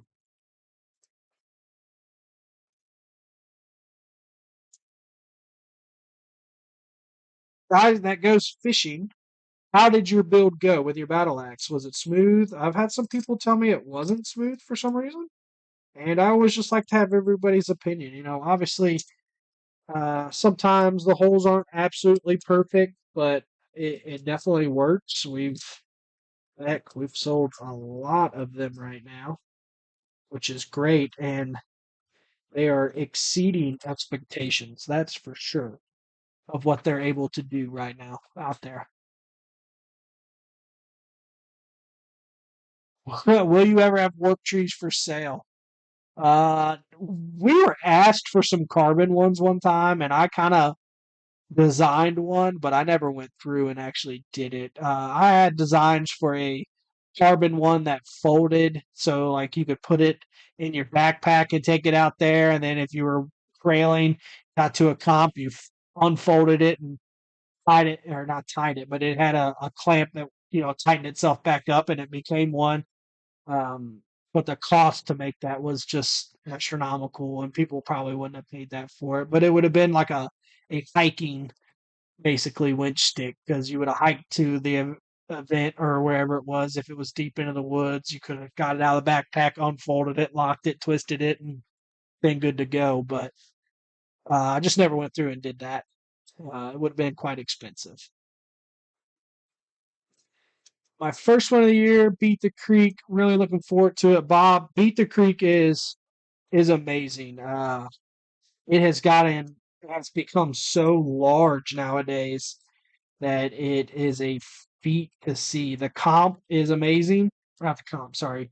The trailing and everything is amazing, but the atmosphere that many people bring to an event is a feat in itself. And I can't express how much I appreciate what the Houkies do for how much it takes to make that event happen.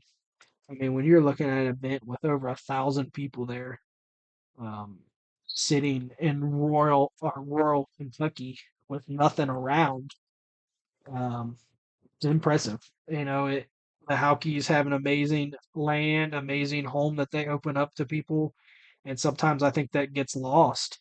And people need to realize that again, that is their home and that they open up for everybody. So I can't say enough about them and everybody that puts that event on. It's a lot of work to have that done, or a lot of work to do that, and for it to run as smooth as it does, which means there's even more work. So it's definitely an amazing event for sure. You'll have a great time. It will be fantastic.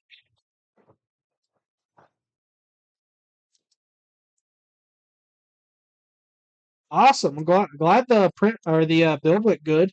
Printed sliders. That's awesome. We I definitely printed those out. See, this is what I don't like. Those links are spread way too wide on that axle. But yeah, those 3D printed sliders are electronics plates. I wanted to get those because the factory ones are just so wide. I don't know why. I mean, obviously they had to protect the body, but the factory metal ones were just ginormous out there, and they were very. I mean, they serve their purpose with the factory. They do hold up. They're extremely strong, but then they also at the same time are kind of flimsy. So Vanquish nailed it on the truck for sure. There's nothing wrong with the truck at all, but it definitely the sliders, once you go to an aftermarket chassis, need a little attention for sure. Okay, so this is what we find out here with the widespread link area on those, but I'm going to take a look at that. See what I can do there. I prefer my links to be more triangular in the axle. So kind of brought like say a link riser would more together in the center. So I'm going to take a look here at the rear axle, see what I can do.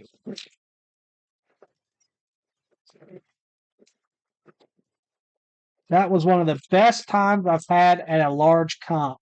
Are we talking about Beat the Creek, Daniel? For sure. That place, like I said, that place is awesome. I have nothing bad to say about Beat the Creek. We absolutely love it every year.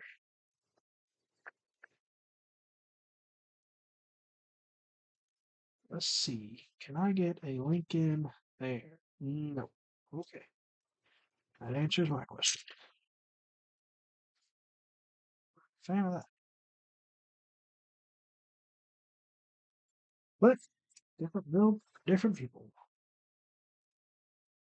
I know Super Shafty makes a link riser, I believe, but oh, After Dark. Oh, okay. Yeah, yeah. Daniel, yeah, that turned out way better than we expected. Ray from Sidemind, I can't thank enough for that either. He helped out a ton with that. Ray was there before I was there. He, set up the wall for everybody, made sure they were aware we were coming, and then I showed up shortly after. But he had the table with the, giveaways and everything set up, and I just couldn't get away from the table at the So, but once I got away and once I finally showed up there, able to get a couple other things ironed out. But Ray pretty much had it done, and it was an absolute blast. We're definitely going to do it again this year. I need to contact them again just to make sure everything is still good to go. And then, obviously we're going to do it again. We just have to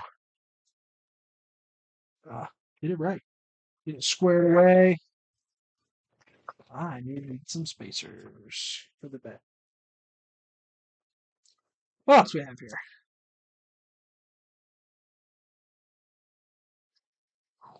People got 14, 13.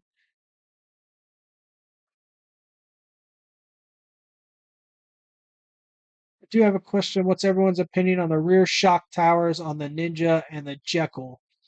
Is leaning down better or standing up better? Is there a noticeable difference? Um, it really depends. So on my design or on how I have mine, I believe mine are leaning forward, but that started out as trying to get a little bit more clearance, I think, on the front end of because of the body. But my Ninja, I believe, is leaning forward too. So I count that as an extra way to tune. So if you have your shocks on there and say you don't really want to go, uh, crazy amount, two holes forward, one hole, and maybe the one hole's good, but if you go to the next hole, it's too much, and then you can kind of just drop it. That gives you a little bit more of adjustment to it. Um, but typically, I don't know if you would see a massive difference with it. What's up, Timmy? But yeah, Michael, I don't know if you'd see a massive difference with it, but you would notice a little bit less resistance on the shock. Obviously, laying your shocks forward is going to add, or is going to make your shock less resistant when it comes to its spring rate. So, it's still say let's just for instance say this is 2 pounds.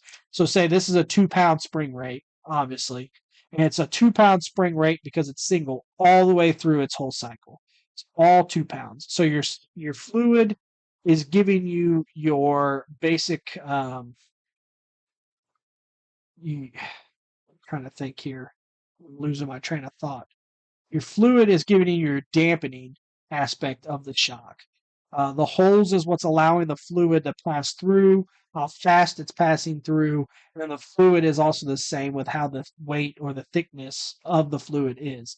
It's also giving you your movement of the shock, the resistance that you're feeling. But then your spring is giving you your spring rate of it, and that spring rate is consistent all the way through. It's not a double coil or anything like that. So it's not 2 pounds here, but then when you get to the other half, it goes to 3. It's not like that. This is 2 pounds all the way through that. But when the angle goes from this to this takes less pressure to collapse your shock than it does if it's straight up like this, because your tension now is pushing back instead of pushing straight down. And that varies too when it goes from where your point is pushing on your shock. So if your shock is sitting on the back of your chassis, let me angle this to you guys. So say your shock is like this back here, and it's straight up and down. So now the force of that shock is pushing straight down when you're crawling. It's pushing that axle down. It's got resistance pushing the chassis up, that type deal. You lay your shock here, so now the force point is pushing back. So now instead of the point of the chassis pushing back or pushing down, now it's pushing the axle back a little bit. And then the more forward you go, the less pressure it takes, the less angle it takes to collapse that shock, which allows for less resistance on that. So when you see a super light truck with a shock laid very forward like that, way out there, like say a super sporty or anything like that, it's because that truck is so light. The suspension still needs to work, and it's taking that less resistance, but it's actually also pushing its forces back down to the tread of the tire at the angle that they want and things. It it changes a lot of stuff of where you put your pressure of your shock. It's laying it forward obviously is less resistance, but then laying it out also gives you a different resistance when you say you're side hilling and things like that. So, while my shocks on my truck, or when you look at a lot of people's shocks, you will look at the shocks and they're always angled, something like this here. Maybe not to that extreme, but they're angled a little bit. Well, what that is that's giving you the side pressure for when that truck is up on its side like this. That pressure is actually pushing down this way and keeping that tension pushing that truck back up, keep it from falling off of its side hill. And if you're straight up like this, that resistance is pushing down. So when you're on the side hill, that resistance is actually almost pushing its way to underneath the truck instead of just straight down.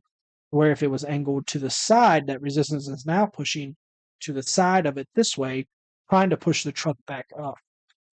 And all those little key factors go into that. What I always tell everybody is on the rear, I run them wide on the bottoms. As wide as I could possibly run them on the rear because you don't have to worry about your steering clearance or anything. Your tire's not going to come over and get it. So I run them wide at the bottom and as close to the inside of or as close to the chassis as I can without them touching. And that's typically how I run my rear shocks. They look funky.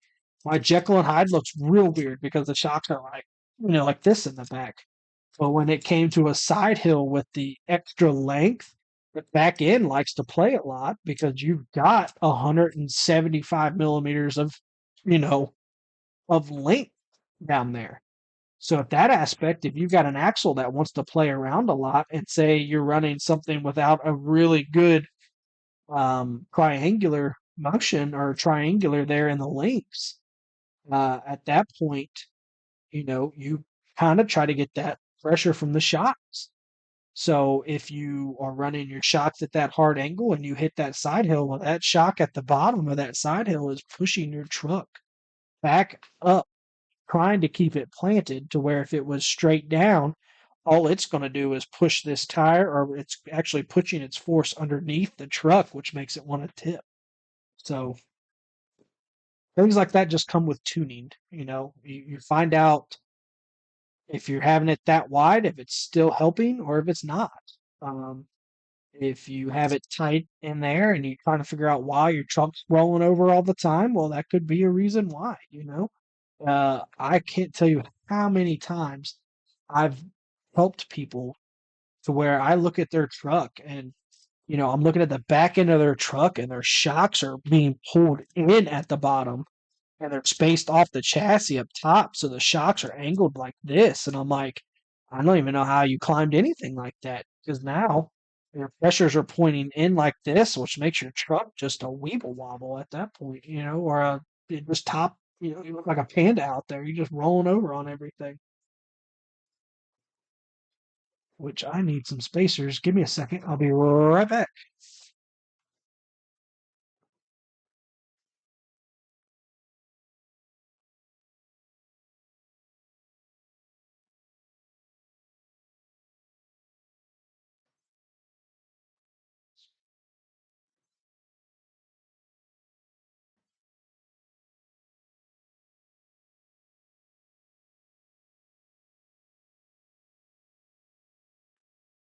I'm back.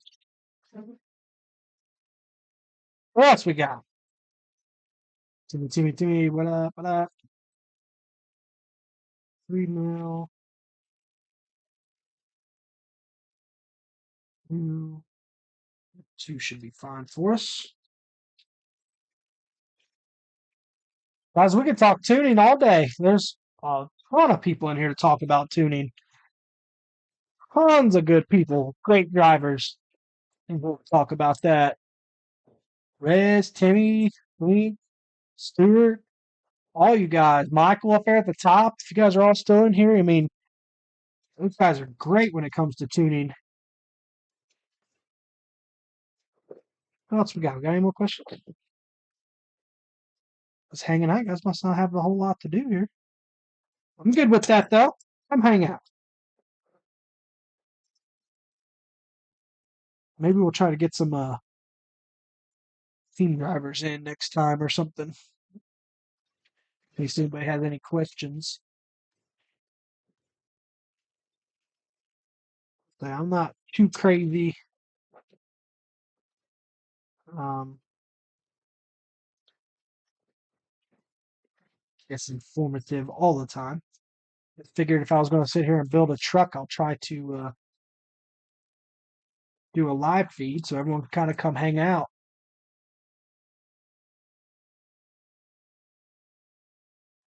Yeah, Michael, I mean, live feed, I think it's pretty sweet as long as everyone's got the time. Not everybody's got the time to do it or sit there and hang out. If they come and hang out for 5 minutes, that's sweet. Um, it was pretty easy on this streaming setup here, so hopefully we'll be able to do this more often. I don't know how often everybody would like us to do it, but maybe we could set it up like a daily thing, Friday nights or something like that. I don't know. It depends. Everyone's schedule is so hectic anymore. Don't know when the best is. Finishing up the Nasty Ninja. Oh, heyo. Sounds naughty.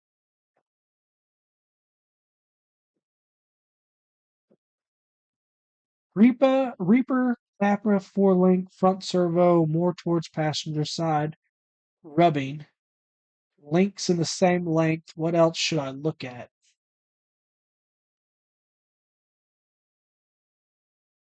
Reaper, Capra, 4-link, front servo, more towards passenger side, rubbing.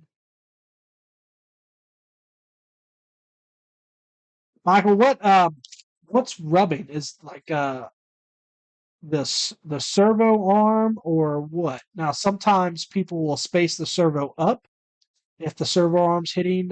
Sometimes if you said it's 4-link though.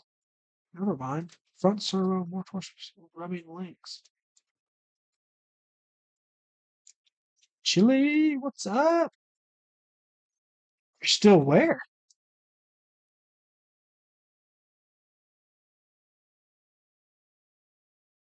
Oh, really? It's rubbing on the inside of the chassis? Oh. You have the Reaper pinched real a lot in the front? I could see that. And a Capra, oops, and the Capra is super wide, so I'm not 100% sure.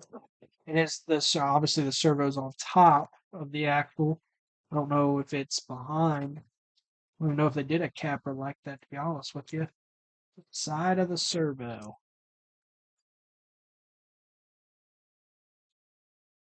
The only way that you're going to get around that, Michael, would be making the front wider of the chassis. So if you've got it at 70, you might have to push the chassis, a little wider in the front. Um, unless they have maybe a behind the servo axle mount. I don't know. I think Deluxe makes one like that for the Capra, if I'm not mistaken. I don't think I got one of these out yet for it. I think Deluxe makes a behind the servo mount. Oh yeah, 67 in the front is very narrow, very narrow. Uh, typically your SEX 10 factory width is what everybody went to when it came to your servo being straight up on the axle like that, and that is at 70 in the inside. I don't know if that 3 millimeters is going to give you what you need, but that is your standard width on the inside of the frame rails is 70 millimeters. So 67 might be pushing it for sure. Everybody wants a real narrow front, and that's definitely where you want to go. The more narrow, the better in the front and the rear, I believe. But at the same time, you have to work within your means, as if you've got a very large servo coming up through there. 67 might not be viable. You might have to go. You're gonna have to push to 70. Just those 3 millimeters might give you what you need through there. There we go. Now we're not hitting any button heads on the inside. That looks good. Let's see where the rear links hit. We can get them into the. Yeah, we're going to push those out though. So here's something kind of like we were just talking about. So these rear links, everybody would know that they were supposed to go in here and to this side. I'm going to push them out to where the shocks should go, and then I'm going to push the shocks out to the outside tab of the axle. So I'm going to go, I'm going to leave this one empty, link, and then shocks coming to the outside. So I'm going to go a longer screw all the way through, and then that's how this is going to be set up because I want the shocks to be wide. I want that stance like this. And, I try to explain that to people sometimes is okay, so stand up on the ground and put your legs together. Now, somebody go up and push you on the shoulder. You're going to topple over pretty good. Okay, now take your legs and make them wide. Let somebody push you on the shoulder where you're going to stand up you're going to stand up much better at that point. You're going to be able to hold that, stance. And that's kind of what's happening back here. So if you move your legs in like this, the links inside, okay, now your truck's going to want to topple over. Okay, let's move your links outside. That's going to give you a little bit better plant. Shocks outside of that. So kind of the way I try to explain it to people when they send a message. They typically get it after that. And then they think, oh, I've never thought of that. I can't believe I've never thought of that before. Why have I not? I was like, because everybody is ingrained to think, well, this is where they're supposed to go. It's not supposed to go anywhere else. And I'm like, that was maybe with that chassis or that rig or that setup. And it doesn't have to be. You're building a custom truck now. Let's think outside the box. Let's get crazy. I don't know if I've got a long enough one for this right now. We'll see if 30 mils can get us there. If not, we'll just put a nut behind that one. Shock. I have no idea if he sent me different spring rates, orange or red. Yep, blue. Mediums. That's what they look like. Yep. Yep. Okay, we're gonna go with that. So we're gonna go chalk outside through. We're gonna go blank through. If we've got the length, which looks like we might get into the axle. Oh, that's how we're gonna run that one. 14. Everybody's still hanging out. What's up? Good to see people like me. Just kidding. I'm glad that I am glad though that you guys did come around. I didn't know how the YouTube live stream was going to go. I didn't know if people were going to like that or if people were going to be, maybe, maybe not.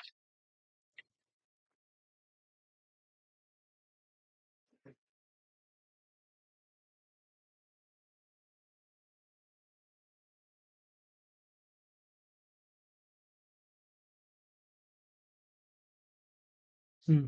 Yeah, Timmy. Yeah, adding to make sure the links are square. That could be.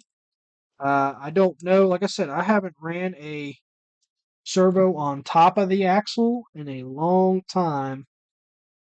So that could be too. Yeah, maybe if the links aren't perfectly square or perfectly the same length on the bottom, that definitely will kick your chassis over left or right. There's definitely a possibility with that. Would be all right. A little like wish we had a link riser.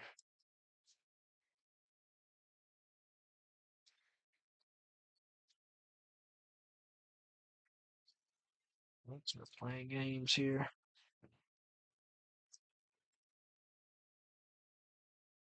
Uppers.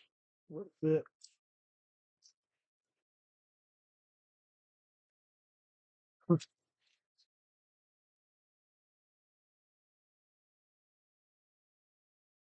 Ross's old TI.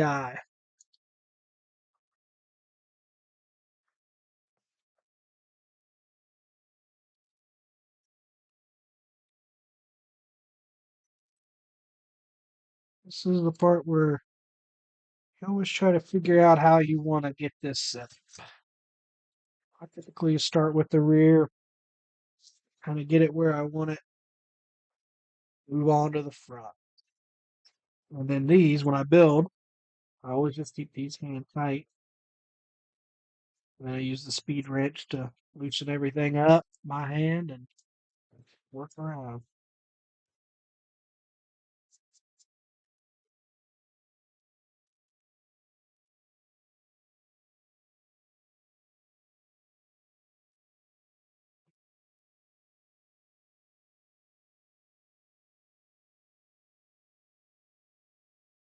Let's put it up front and see what happens there. Let's give it that lean. TI. Old TI chassis, man. We haven't cut some titanium chassis in a while. Probably will cut some, maybe some aluminum and some steel battle axes before Beat the Creek. It's a trailing event. Those guys are a little bit more abusive when it comes to trail or comes to beating on the truck. So might get some of those out in some steel or aluminum. I sure wish we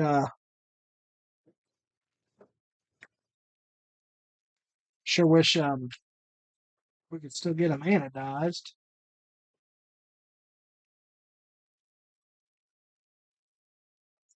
Let's see, 4 will probably work.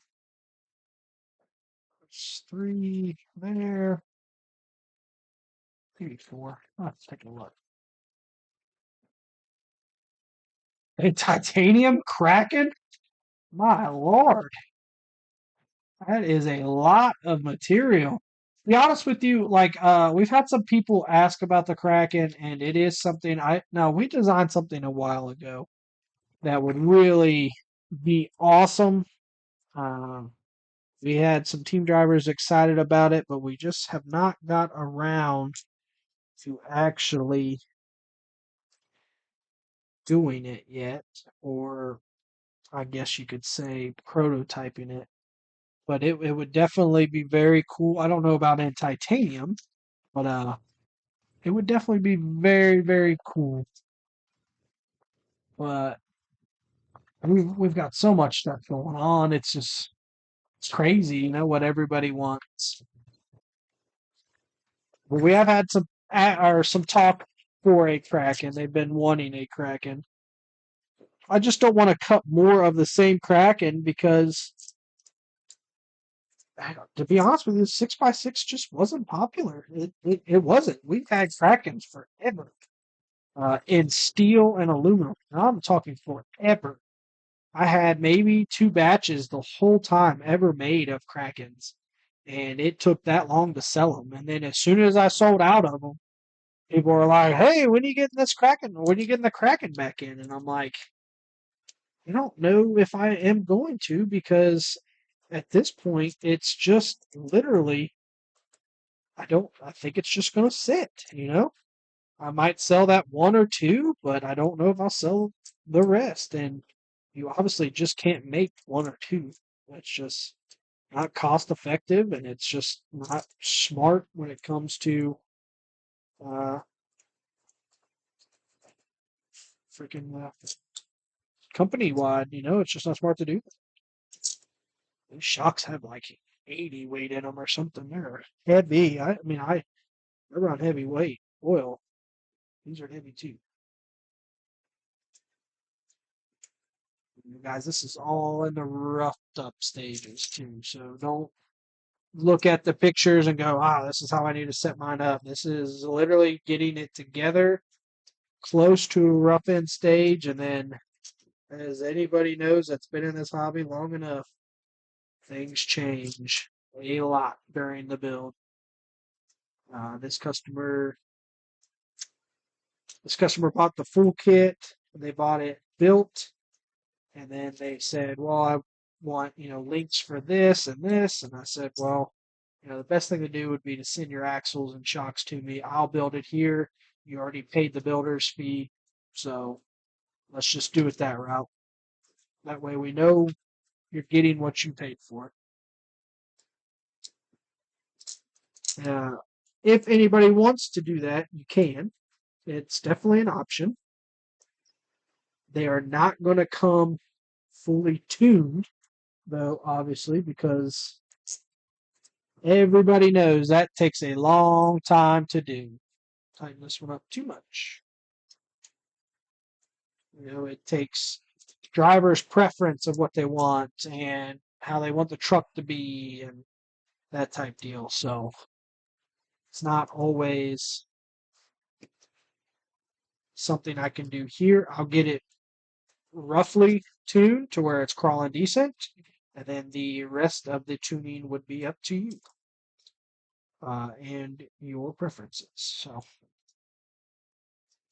and this might show up, and this person might not like the way it's set up at all. They might not like how it's done. They've set theirs up completely different, but this is luck of the draw, I guess. 18 up top. 1K hardware going in everywhere. I didn't factor that into the build, to be honest with you. 2, 3, 4. Oh, and the spacer. There. I should have factored my hardware in on that. I'm using a lot of my hardware. What do we got? 15 still hanging out? What's up? All right. Anybody else got any questions? What's coming down the pipeline? My rig's doing this, and I don't know how to fix it. Don't ask where to get a driver mod. I've been looking for years. So here you go. That's what I'm talking about when it comes to shocks. Mine usually sit out like that. That way hard to see, but you can see that. You've got full range, still no problem. Up and down range, good to go. And now that pressure is pointing out. And when you're on a side hill, this pressure is pushing this truck back up this way, like this, instead of if this was down into, let's say, sorry, this was down into this spot where the link is, that pressure now, when you were on a side hill, would be more pointing into the truck instead of on the side. So that's how I set my shocks up. Not everybody does it that way, but that's the way I do it. My front links might be a little, really needs a, let's see, I'll tune that later.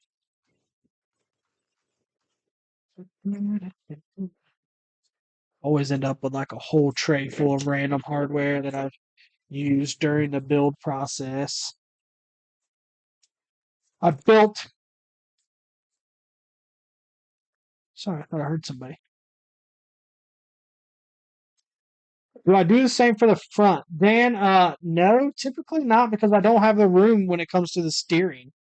So, typically don't. Hey, look at that. The brothers in the house. What's up, Dust? All right, let me go back through all these here and see what everybody's at. Definitely understandable. Austin, that new wrench I bought from you is awesome. Love it. Michael, we have a ton of these wrenches in stock. Guys, these are stainless wrenches, 5.5. So obviously it's the typical M3 lock nut that you're going to use. We have an abundance of these in stock. I have used this one for 3 years now. This is back when Spider Pig created these, and I've gotten to the point where I've worn this one out enough to where it's almost time for a new one. And I've got into some hairy situations where I've even like bent it to like get in to reach something, and then I tried to bend it back, but it's still in this thing. But it does have a box end right here, and then a closed end, obviously. Great wrench. We have a ton of them in stock. Get you one. We have their pool pals in a box over there. I haven't been able to put them in stock yet, but they came in yesterday. So we'll have those in shortly. And those are welded titanium and they're absolutely gorgeous. So be on the lookout for those if you're looking for a pool pal. How big of a difference will a Land Shark chassis make over just towers on a stock Pin2 chassis? Mike, the Landshark it's more of a flat chassis, I guess you could say.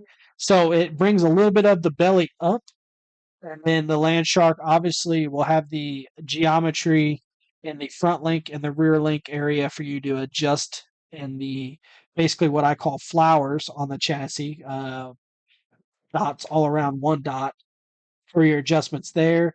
And then your shocks will be able to lay back typically more on the Landshark than it would just shock hoops on the chassis itself. The Landshark is more of a streamlined down, so your factory chassis kind of dips down a little bit more, which gives you that lower center of gravity on the belly, but then everything else is still kind of high to where the Landshark kind of brings it back down to where everything that would mount higher is now lower. So you're still getting a lower center of gravity because now not just the belly's hanging down for you to grab. But the Landshark was our first design. It was an amazing. It still is an amazing chassis, and it's still out there doing work to this day. It is a very cool chassis that I'll never forget designing with the great help of Mike that was in the hobby, is no longer in the hobby from what did what was his chassis? Going a blank right now for some reason.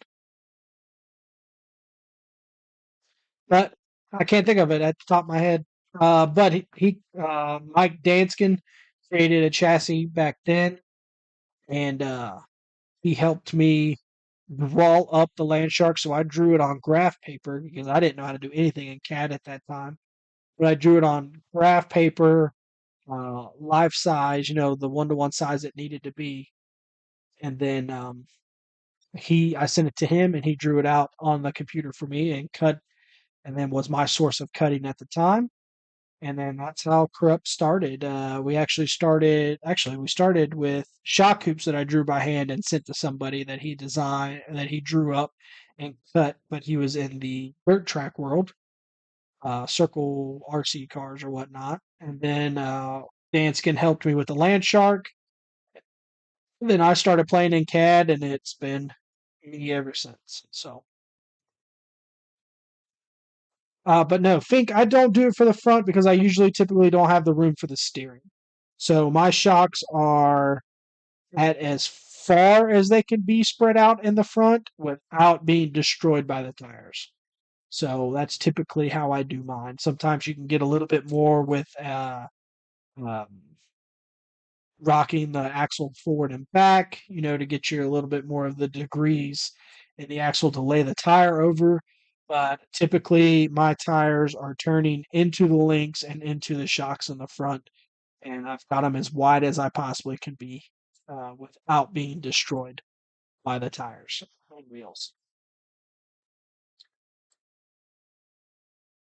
On the Reaper chassis with the SCX-10-2 angled skid, if you're running the Vanquish trans housing or Hertz digs, you need a spacer under the trans for it to bolt up. Some info that could help someone. Yeah, the Hertz digs definitely brings in a different aspect of it. You're adding a lot more length onto the back of the chassis or on the back of the transmission for sure. A factory SCX-10 trans with an angled skid for the Reaper should be okay, but the angled would definitely be problemsome with the Hertz dig. I have not done that, but I could see where that is because it's definitely laying, it's raising the trans up to be straight in the chassis, which then this added length here would be a problem possibly with the skid plate for sure. I could see that.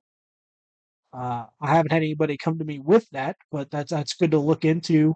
I know the Hertz dig kind of comes in and out of being popular or not. So sometimes people are super big with it and they're using it all the time, and then all of a sudden it just kind of fades away for a little bit, and then all of a sudden someone throws one on a hamburger, cheeseburger transmission from Deluxe, and it's all the rage again and all that stuff. But SNS Raceway, if you're using the Hertz dig, we also sell a micro servo uh, plate for that. So instead of running say a full size servo to do your dig uh, situation, we make a micro one to where you put a small servo in there to run it. You don't need a full size servo to run the dig option, and it definitely helps out on space too. And another good choice for the Hertz dig is UC Fab's servo dig, or their servo mount for the Hertz dig. I use that in my Chupa Capra from Super Shafty. Instead of going straight back, it actually moves it right behind the transmission. So your transmission's here, mount goes on, and then all of a sudden the servo's going across the back instead of straight back. It makes it nice.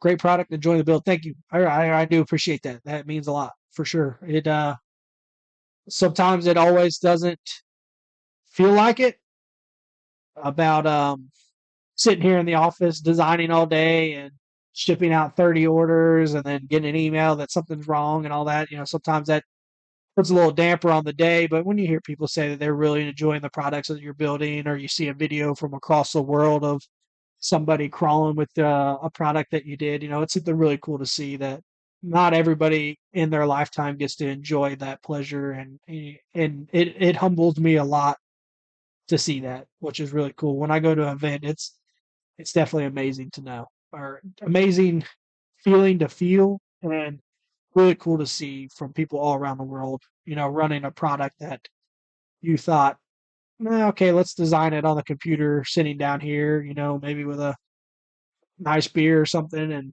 sat down, you designed something, you cut it out, and all of a sudden everybody wanted it, and people are running it all around the world. I mean, I've got pictures and videos of people in Iceland, Finland, China, Japan, Taiwan, Hawaii. I've had a couple in Russia, which is crazy.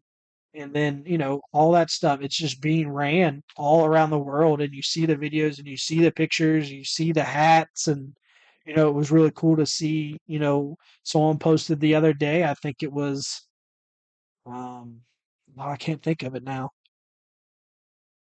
Hey, put myself on the spot. But someone's showing a hat at Disney World or a backpack in the airport at New York City or something, that's just crazy to see. And I'm like, how cool is that? You know, you never think about it, but someone will send me a message and they're like, "Hey, I seen Venezuela. Yeah, absolutely. You know, uh, you guys are coming on strong out there, and I absolutely love it." Um, I see those pictures and I'm like, man, I can't fathom to think that my logo or my company is being represented in Venezuela, maybe while I'm sleeping or something. That's super cool to think about. And not everybody gets to enjoy that in their lifetime. That, you find the joy that somebody appreciates something that you designed that they're using that's bringing them, joy and happiness while they're, doing a hobby that they enjoy to do. So something super cool and super humbling at the same time.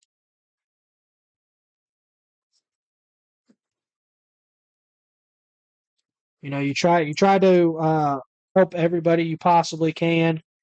Uh, a lot of people, when you let them know or when you talk to them about it, they kind of understand it after you kind of put it in a large perspective.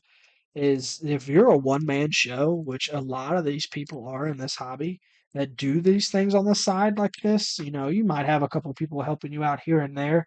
But if you're a one man show, you're getting pulled.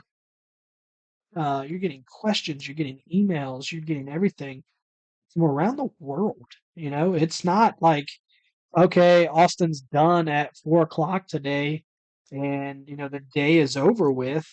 No, at 4 o'clock, I was done with being down here. I go upstairs and then, I might be sitting down to dinner or something like that. Then all of a sudden, it's now morning time at somewhere else and I'm getting hit with those emails and those questions and those messages on Facebook or those, you know, uh, messages from the website and things like that. And then it's never ending. And I try my best to get everybody taken care of. And, sometimes I thank God for my wife and he puts, she can see sometimes when I'm stressed out and she'll say, "Hey, it's time to put the phone down. It's time to not worry about that, and it's dinner time, or it's let's go out and have a day without our phones on us, or something like that." And you have to do it. A lot of people don't realize that, or they might ask a question and they might get mad, and then they'll send a message to corrupt, and then I won't answer right away, and then they'll send an email and it won't get answered right away, and then they'll send, or they make a post and it doesn't get answered right away, and then people get upset. And sometimes you just got to have that break, you know. And it's not always what you want to do, but sometimes it's what you have to do. That's for sure. But I can't thank everybody enough in this hobby for what they've done for me, for my family, for corrupt, for it all. It's awesome for sure. What else we got? Who else is hanging around? Get these shop in here.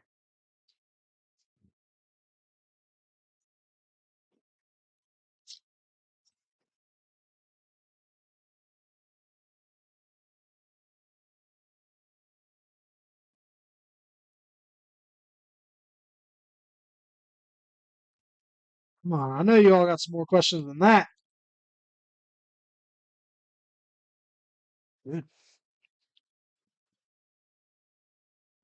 Yeah, the micro servos. Yeah, we've had that for a long time. The like I said, the Hertz Dig was super popular back in the day, and we with the help of Fish's Crawl Parts, we came up with that Hertz Micro, and then we started cutting it out. Uh, and people have wanted it throughout the years. We made a huge batch of them. Luckily, we still have some left over for everybody. That when the spurt comes and when people get excited and want to use it again, we still have that stock for everybody. So it's definitely we've sold some throughout the years. That's for sure. And it's just a really cool dig setup too. To be honest with you, if you take the time and you got the time to implement it onto other you know transmissions, I've seen, like I said, I've seen it on a hamburger transmission from Deluxe. I've seen it on obviously the SCX10 that it was designed for. I've seen it on custom transmissions that people have built themselves. Uh, Heck, I think I've seen two of them on one transmission itself, and I think it was for like this moon buggy craze that's happening right now, which is super cool to see. You can't be mad at people building moon buggies. How cool are those things?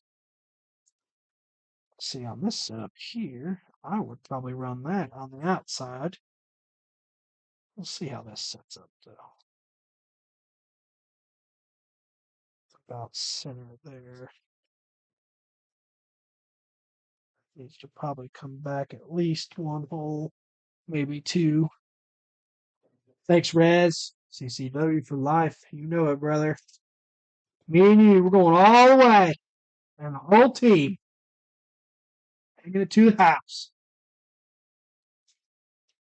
I'll come out and visit you guys though one time. I promise. I can't wait. If I ever get the funds just to go out and visit New Mexico, I'm doing it. Trying to look to see how I'm gonna sit. That should be good about right there. Probably good. Pull me a spacer off of that one. Let's say 17. Wow. Guys hanging out. I'll take it. So what other questions we got? What other kind of corrupt questions coming down the pipeline? Anything? I don't know. We've got so many things that people want. The Warlock is, we talked about it earlier. It is definitely coming down the pipeline and it is looking fantastic.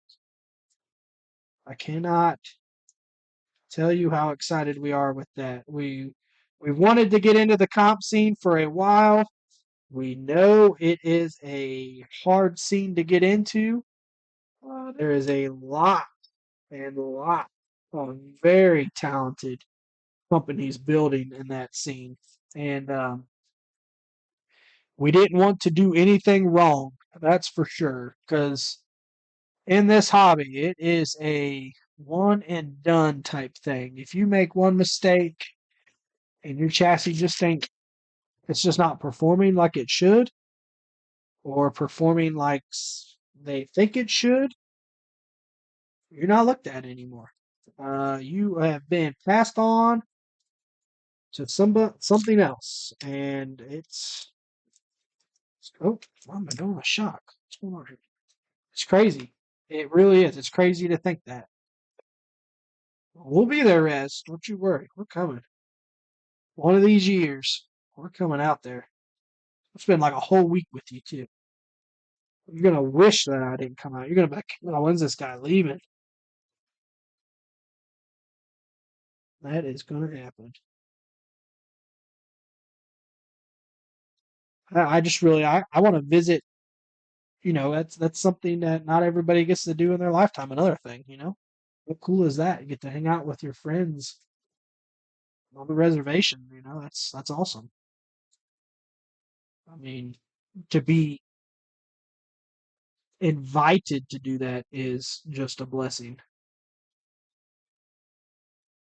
let alone to have somewhere to come hang out and talk with everybody and, you know, visit, understand the culture, and that's just what more can you ask for? Teaser pic of the Warlock chassis. It's all the way over there, Mike. Oh, I don't know if I'll do a teaser pic yet. I don't know. I don't know if I'll do that. Maybe on another live feed. So you guys will probably have to tune in for a different one for that. Maybe we'll do a little talk about it once we get a little bit more high property here. Yeah. Rez, I can't even buy a tractor right now. You want me to buy property? The Warlock teaser, I don't know. I'll tell you this, Michael. If you follow Rez on YouTube, you could you could see the Warlock in action. He has probably got, I don't know how many you got now, Rez. 10 videos of the Warlock doing what it does. Um, that would be your best uh, possible venture into looking what the Warlock's going to look like or what the Warlock's going to be.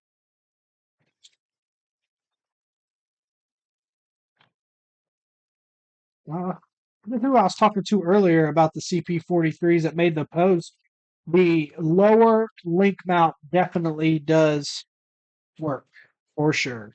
At least with our link kit. I don't know about the others. I don't think it'll be long enough. 10, 16, 12s. Where are my 20s? Long gone. Yeah.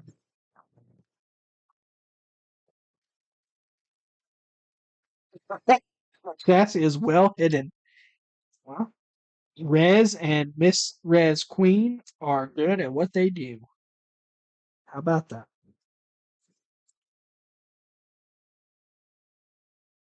But everybody heard that. If you're here, you're on YouTube.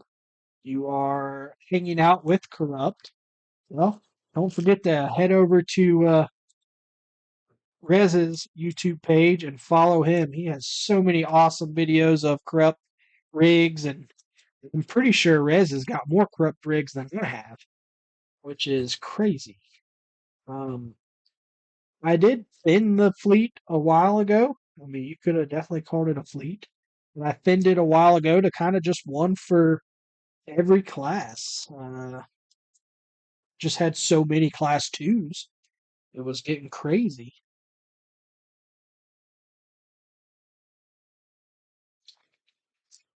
The house is making weird noises. Gotta be careful around here in the sticks. Now, who's going to try to wander in. You guys will get a heck of a video at that point. Lights out and fire being breathed everywhere. 2, 3, 4.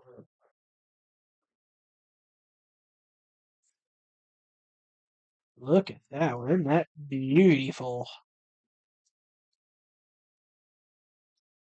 Should I get the pan hard on?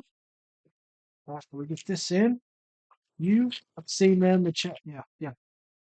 Yeah, they're good. Michael, so when we're talking about the Warlock, I kind of have told everybody that's built one, or that's asked about it, not built one, kind of told everybody that's asked about it, we kind of went back to basics. Everything is so complicated these days when it comes to building anything. Uh, Chassis wise, I mean, look at the Jekyll and Hyde here. You know, it's just got so many moving parts and so many different things to make sure it's right and perfect and all that. And then you sit there and you're like, man, you know, there's just so much going on. So when we looked at the Warlock, I was like, maybe we should maybe we should simple this up. You know, let's go back to basics. Let's do it. Let's do it right, and let's make it easy. Because Lord knows there ain't a whole lot about chassis this day or these days that is. So we kind of went back to the basics and gave everybody the freedom of how they wanted to build it. And so far, it's worked out runningly. Like I said, mine is built with a Team Garage Hack T210 transmission, obviously a little heavier than what most would use in a sportsman or sporty. Uh, I definitely got questioned like, why would you use that transmission? It's heavy, it's big, it's bulky. But when I set it in there, I looked at it, I was like, that is what I want.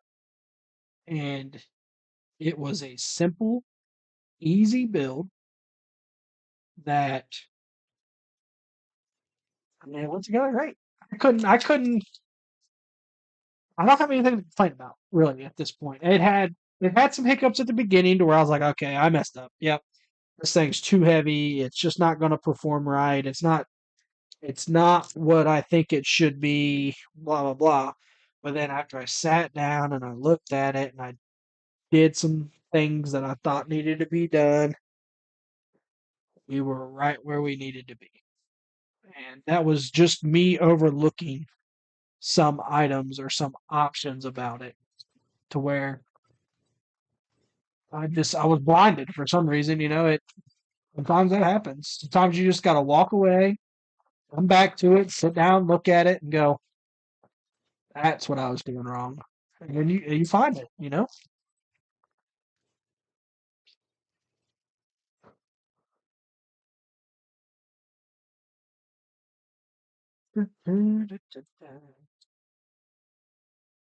U&A with corrupt carbon work.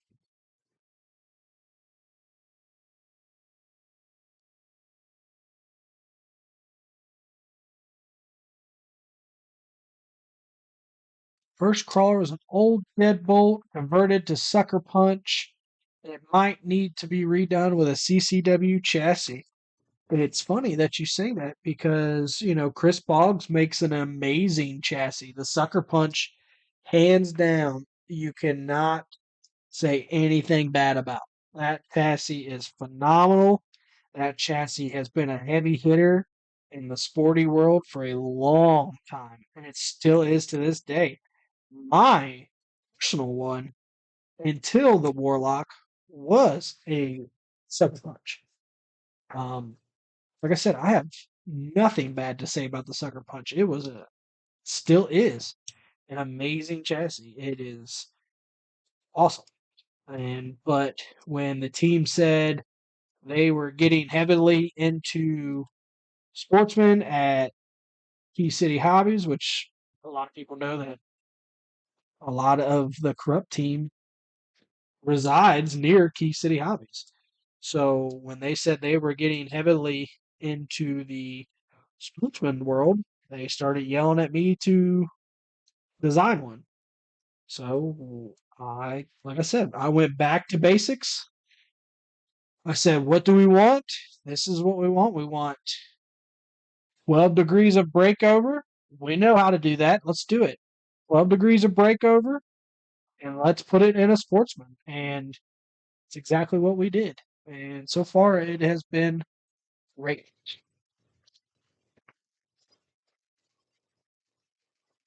Phenomenal. Mine does have a bug body on it, though. Oh, Kevin Martin, team driver for Corrupt Carbon Works, handed me a old school Beetle body that he had apparently laying around the house. This is too long. And kept it until I knew what I was going to build. And luckily, I still had it laying around here. And that is what was on it.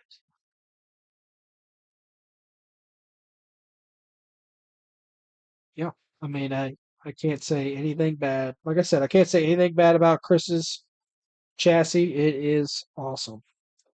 It it served me for years very well. I had no issues, no problems. It performed great. Everything fit in there just the way it should, and zero issues with it at all. Not a, I can't say a bad thing about it. Like I said, not a lot of people sometimes can do that. I have zero issues with him. I have zero issues with his product. It was amazing. I'll drop that down, I think. Maybe not. These shocks are a little taller than I usually run, so I got a little bit more dip than I run. Let's just get it mocked up here. 12 work. 12s for the old panhard. We'll check and see if we're square. Once it's together.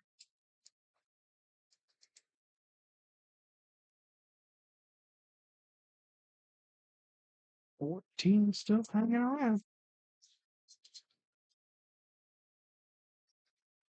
So is this something everybody likes? You guys you like the live feed, the live stream? Something maybe we should try to look at to do more often? Oh, buddy. It's gonna be tight with a servo. As always. Give it a go. There we go.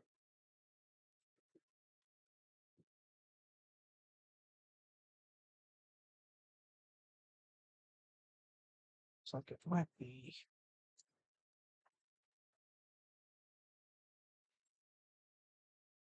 It might be a hair long. Timmy, good time, good time. Yeah, I mean,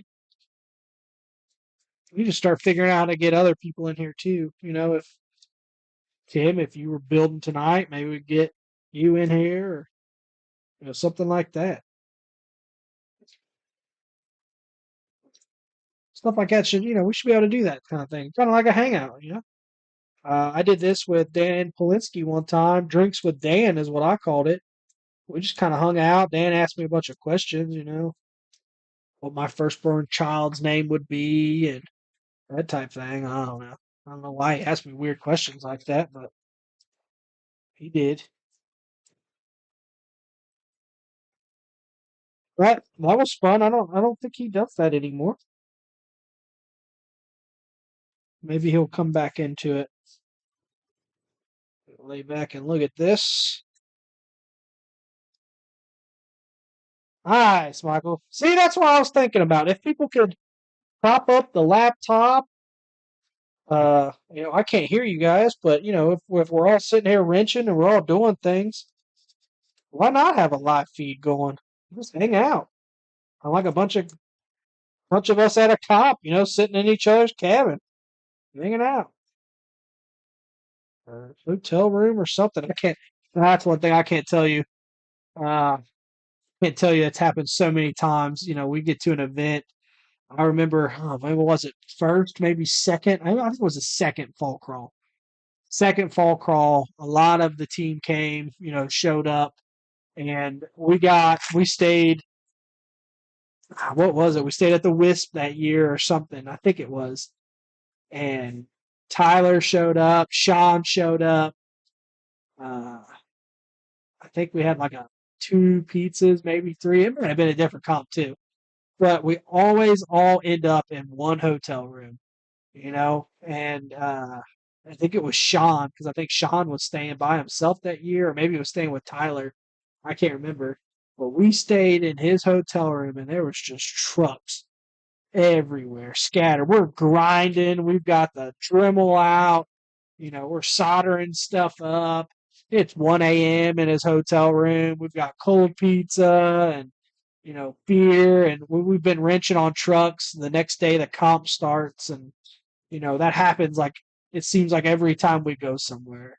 It's either you're in someone's hotel room, or you're sitting there right before the comp and you're trying to get something done. Uh, it's just those times like that are the times that you remember.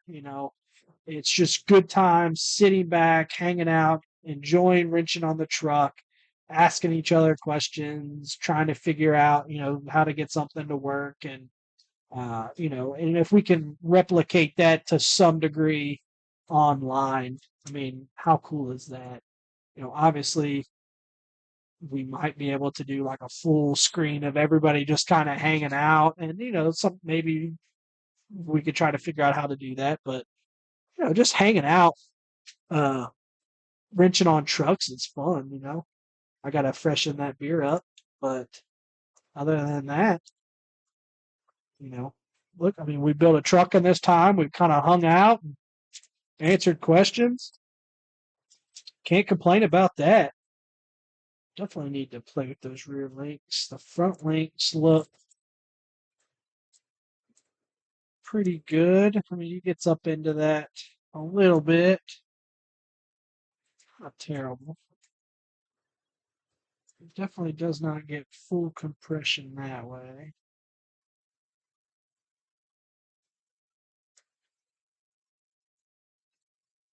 Really, it needs to. So in this aspect, when I'm looking at the truck, this would be the same thing like I do on my F10s.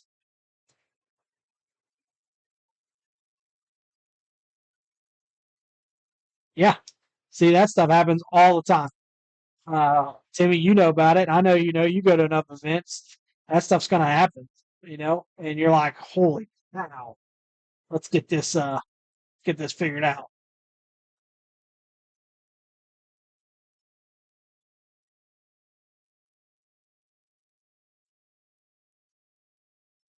Luke, the micro scene. We have been asked, that's for sure. We definitely have some team drivers running micros, not obviously with our chassis or anything, but they're running micros. And the only bad thing or hard thing with me with micros is it's not around here. We don't have Sporty, we don't have MOA or anything around here. So this year we're trying to bring Sportsman back. If we could bring that back, minis we could probably bring back or trickle in there too. But at this time right now, um, mini is not on the list. I mean, it is and isn't. I mean, it's hard for me to say it's not on the list because I can't say it because we have talked about it. We've talked about how we might possibly design it, what might need to happen, that type deal. And I'm not saying that we couldn't cut one or prototype it or anything like that. But right now, as like a full focus point, it's not it's not there for me. I guess I could say.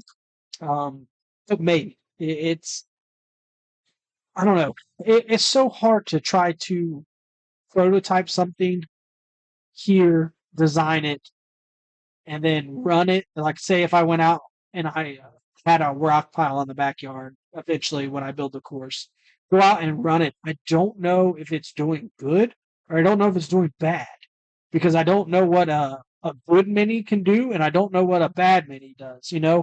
That's my only aspect. I don't have anything to gauge it against. There's no one here that runs it. There's not one even in this area that I would know to be like, hey, bring it over here. I want to see how this competes against it.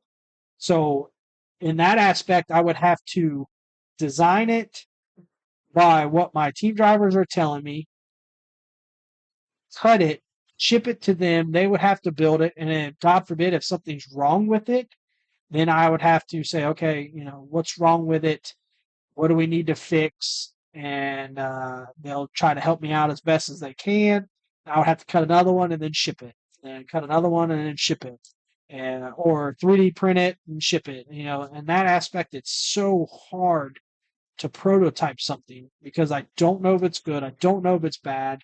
I might go out to a rock pile and climb something with it and say, "Oh, this thing is awesome. There's no way another mini's doing that." And then all of a sudden I'm going, or all of a sudden I'm taught that minis are doing way more than that. And I'm like, okay, well, then we have to go back to the drawing board. Uh, so that aspect of prototyping is hard when it's not in this area. I know there's guys with sporties around here. I know there's very capable builders and drivers with sporties around here.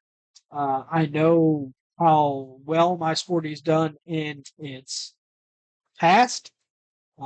So I'm able to gauge in that aspect if that build is doing or progressing in the correct direction it should.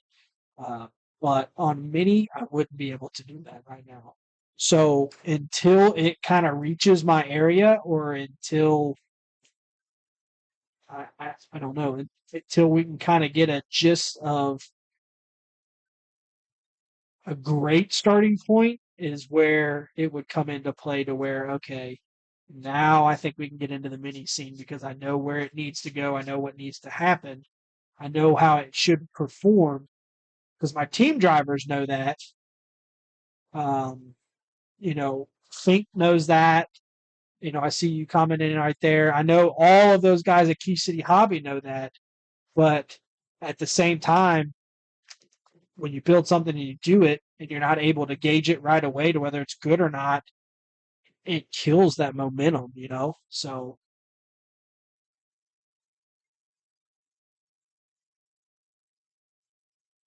if you can run them on class one and most class two courses, you should be good, other than huge step ups, that is. Okay. That's good to know. I mean, if I build the course like I plan to build in the backyard, I should be able to test anything from class one or minis to class one all the way up to MOA. So it's just getting the weather breaking, and then, but at the same time, when the weather breaks, it's comp season. So um, it's going to be a fine line to where I'm running like a chicken with my head cut off, getting ready for comps, and but then I'm also working to the bone here at the house, try, trying to get that stuff done outside. So it's definitely going to be a crazy, crazy season. That's for sure. Trying to figure out what's going on here.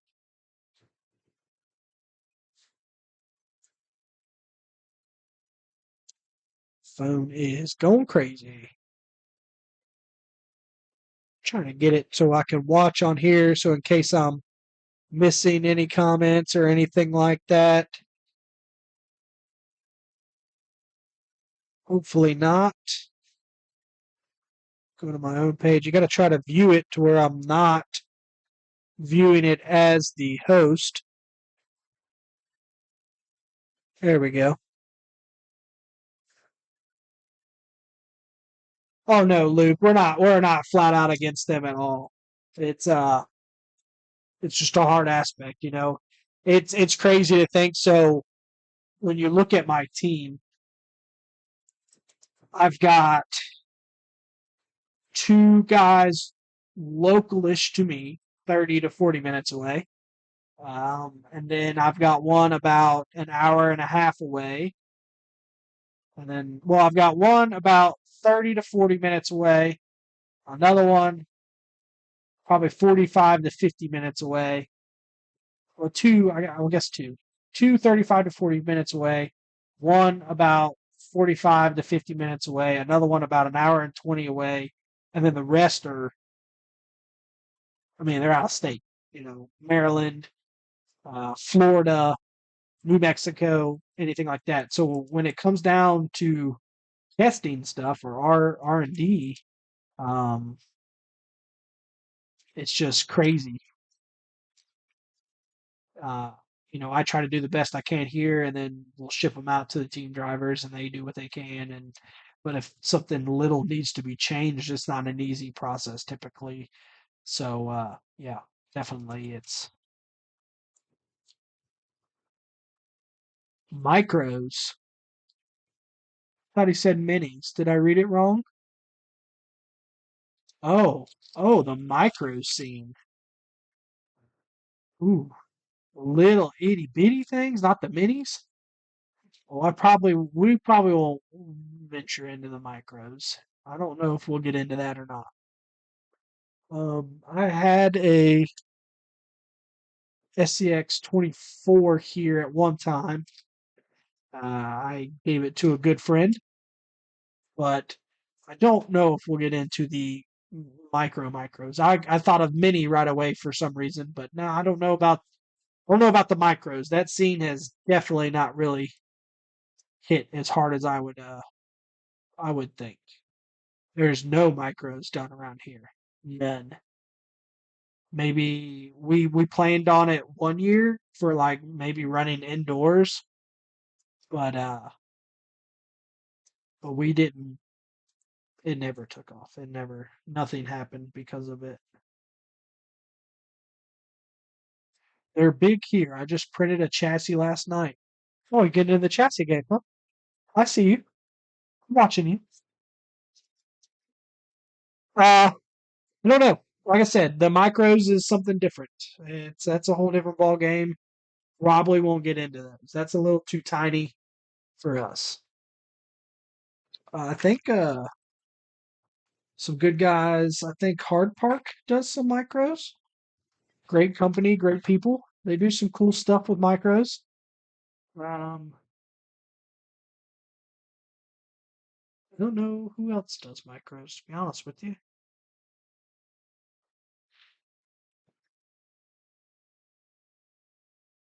So this,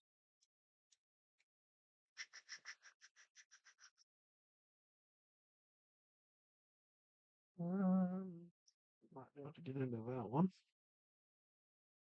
Yeah, okay. Printed a purchased chassis. I don't care what you do. It's fine with me. Still gonna watch you though. I got you. Uh-huh. I'm watching you. Watch all these people. It's always funny to see that. Uh, in the years that I've created Corrupt and uh Corrupt's flourished to what it is now, I've seen people run my products, absolutely love the hobby, and then create their own and venture off into their own thing. I've watched people run the products, create their own thing, and then ask me to cut theirs, and I've done that. And this hobby is huge. This hobby can, help everybody. There's enough room for everybody in this hobby to do what they want. And at a certain point, you can help somebody to that point, and then it's time to let them go like a baby bird. Uh, I helped you to this point. Now you need to go on your own and do your own thing. And I was helped at the beginning of career. I can't thank everybody enough that's did that for me. Everybody from Mike Danskin, Dan Davidson at Beef Tubes, Mike Kirby at K&K, all those guys are local to me. Uh, and Danskin's not, but Dan and Mike are local. Hamilton Hobbies, all those guys are local, and they helped me get into the crawler scene more of what I was, and it prospered into something great. And we are where we are now, and we continue to want to push forward and venture into other things too. We're going to do crawlers. We're going to be into the more of the comp scene, the sporties, the MOAs, and then I have more plans for Corrupt in the future for different revenue or different avenues. Maybe not in the RC scene, and you have to play those avenues to not have all your eggs in one basket. So, uh,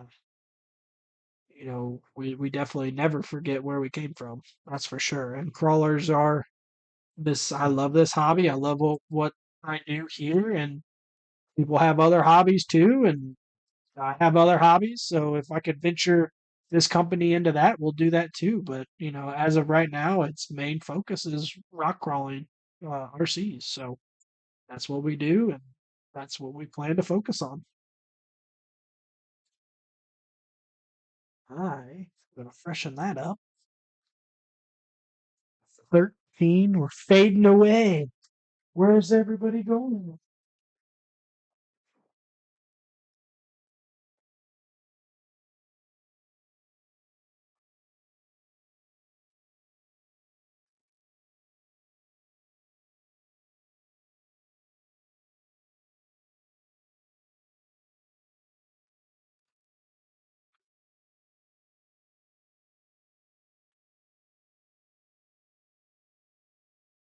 Shout out to Lebanon Brewing Company. Snow Pony, pretty good. Good plant.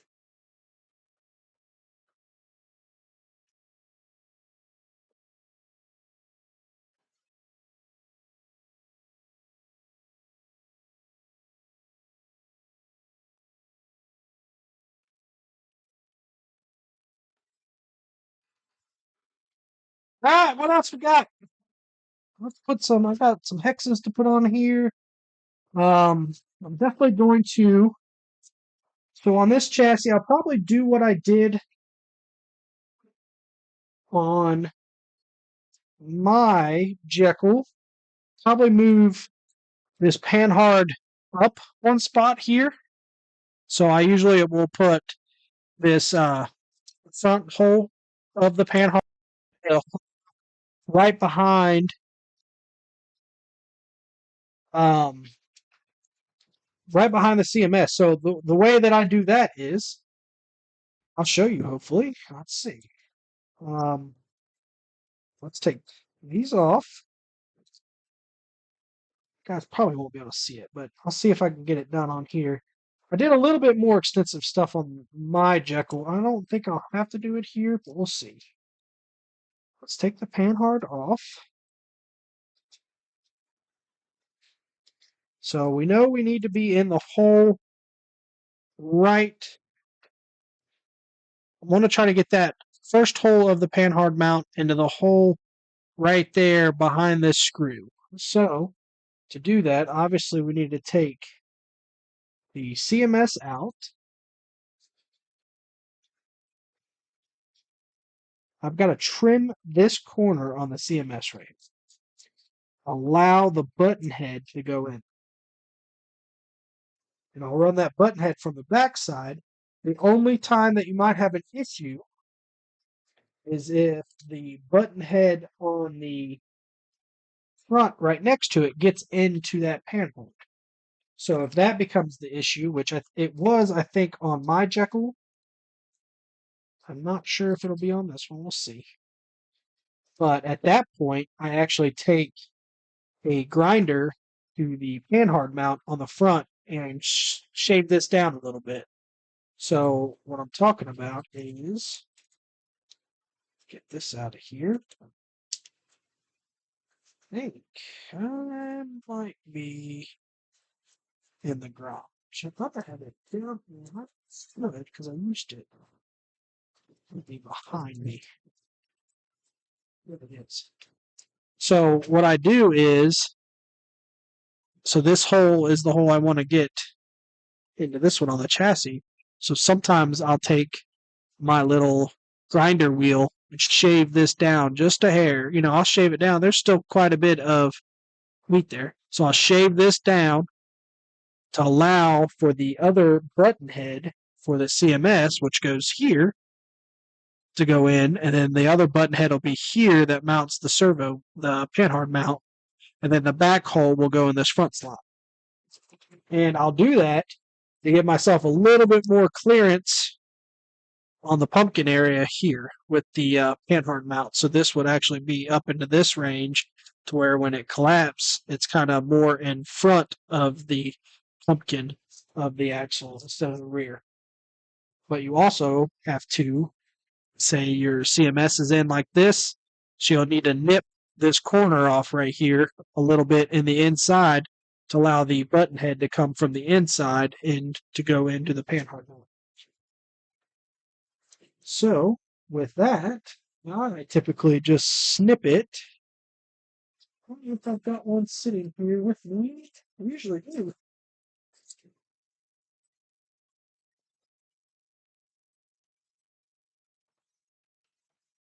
Might be sitting at the 3D printer. Oh, yeah, there it is.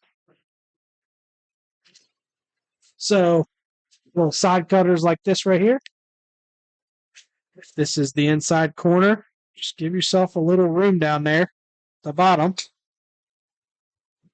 Don't be afraid of it. It's solid. Snip you a little bit off.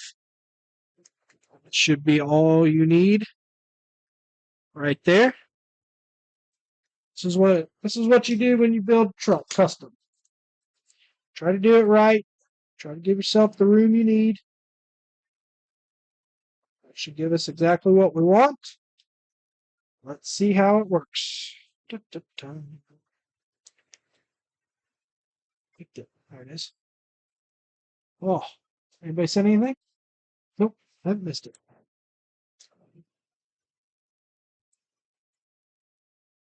Let me see.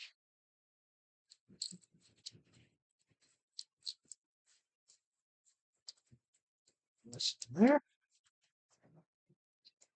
You guys can see once that's in. See what I'm talking about. You see how very, very close that is right there to that.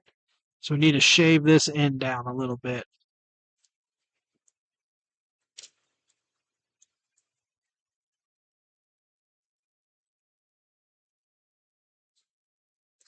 Fink, good night, buddy. Appreciate you. Yeah, I seen it was looked like everybody was in town for their training earlier today when I passed by for the guard. So I don't know if that's kind of what you get into or not, but appreciate what you do. Thanks for stopping by, Fink. See you, buddy. New people got. We still got 16. Wow. All right, guys. So I'm gonna shave this real quick. It's right behind me. I'll probably do it on camera. See what we got. So let me get this out of the way so we don't have to get a bunch of aluminum in it. Get this out of the way. Bring over handy dandy vise. Oh, you guys can't see it in camera.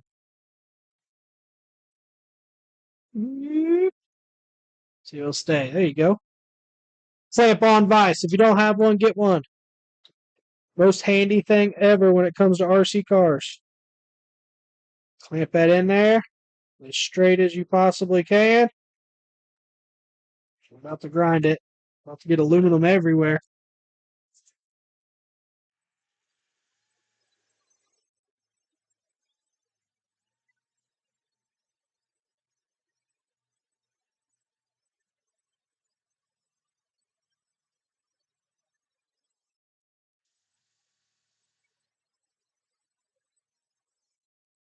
Don't be scared of it. Don't be scared of it.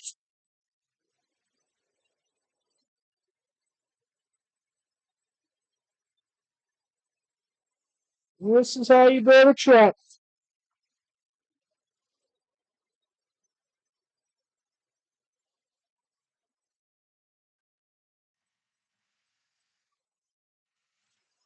Make sure you take enough off. You don't have to do it twice.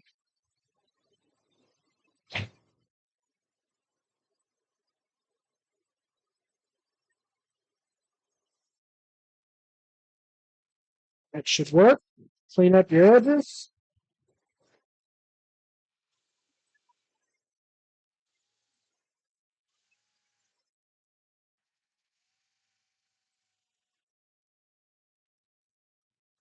Look at that.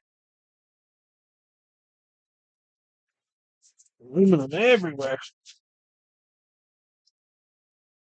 Welcome to building an RC.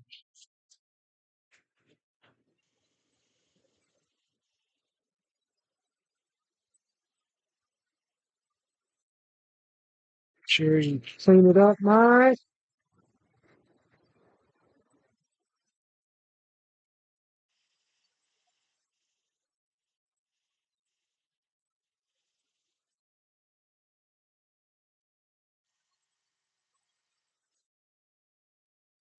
Yep. Hopefully that works for us. Push back out of the way. Back over there. Yes. Not everybody's got that, but roll you in the trash can underneath. Push the aluminum away that you can.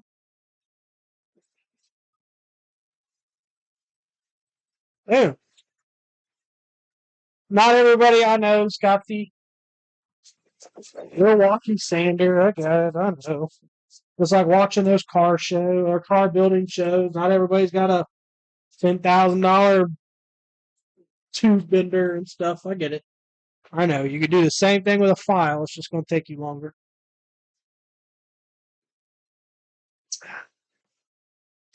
Bobby Mack, you can get one on Amazon. You could type in micro vice clamp or micro vice clamping. This one I actually got from McMaster-Carr. I've had this one for a long time. It's pretty heavy duty, especially for a little micro vice. It's done very well. You can get one on Amazon, I think, for like $15. I think I have one of their cheapy ones down here. Boom, right there. Same thing. I think this thing is literally like $15 on Amazon. So it still works. It still does its purpose. It still clamps on. It will definitely do whatever you need it to. But you could tell the difference here. So I'm spinning this one out. It finally grabbed. It's going to finally open. It's just a little bit not as nice. You see that gap that becomes right there in between. So then you would kind of, there you go. So it's not always as smooth as, say, a nicer one would be, but more than enough to be able to work on RC cars. It helps out a lot too when you need, say, even if you need to like, right? That kind of looks huge too, Michael. But it still works. Even if like you need to bend a little link, they're perfect to have on there. You can just kind of grab you something a little longer and bend it.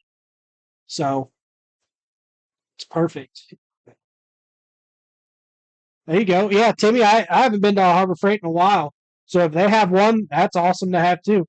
And to be honest with you guys, you think it's funny, but this goes in my travel box when I go to competitions. If we get somewhere and it's got a picnic table and we need to work on something, bam, you bring this thing out, clamp it right on the picnic table. Everybody shows up to start using it. It's crazy because they're like, oh, you got a little vice right here. So they're cutting their dry shafts off and they're doing all that kind of stuff. Everybody brings their Dremel, everybody brings their soldering iron. And then all of a sudden you bring a vice out and everyone's like, man, that's a good idea. And it works. We use it every year. We go to a competition in Maryland, it's clamped somewhere in that house. Somebody's using it, or it's clamped outside on the table or something like that. So super handy to have. Just throw it in the bottom big box of your rolling cart if you got one, and it's just super nice to have. And then you just seen me. I needed it here. I didn't want to hold it the whole time. Put it in the vise, ready to go.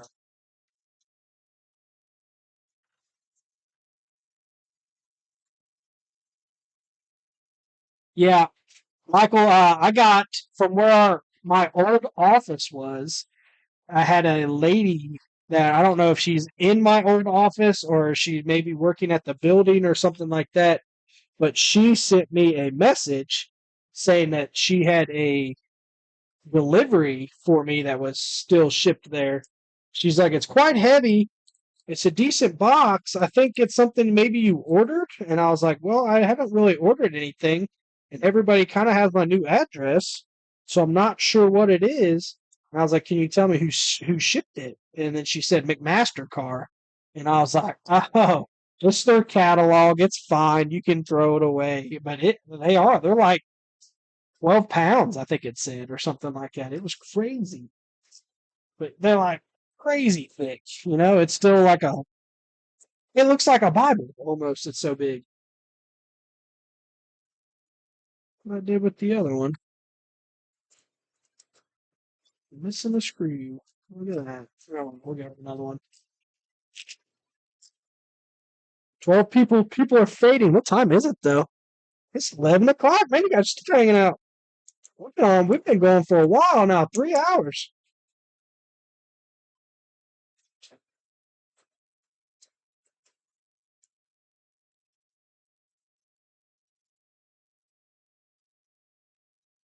I think that'll work. That'll give us enough room for this button head, I think. Let's see. Oh, yeah.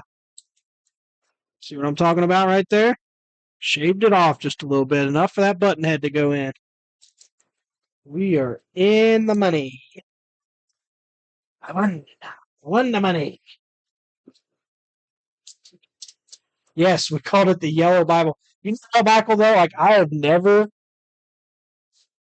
actually looked through it because how much stuff that they stock, I would not want to know how long it would take me to find something in that catalog. You know, thank the Lord for websites and the internet because if you need something weird, like I did for our carrier bearing, I bought those washers. Actually, here's one right here. So I bought these washers for the carrier bearing that are kind of convexed, they're kind of bent. So I used those so it kept pressure on when you put the screw in on the bearing so it wouldn't come loose. And I used those, and I'm sitting there going, when you think about it, you're like, okay, you would have to go to the catalog, you go to washers or space, you'd go to washers and then you go to metric and then you go to stainless. And you have to go down through the whole page, try to find something. But you get on the website and you go to boom, click washer, boom, click this, and then you're there. I mean, for sure. Yeah, before the internet, you flip through all the pages. Oh my God, I could not imagine going through that whole book. Oh my Lord, it would drive me crazy. But I mean, their website, and I'm sure the book is categorized very well to where, you know, hardware is this, and it's metric here, stainless, blah blah blah, whatever. But yes, us youngins are definitely spoiled when it comes to that. I will not disagree. But hey, I'm still old school. I got a '60s Fordson Dexta tractor in the barn that I went out there to repair and get going. It was my wife's family's tractor, and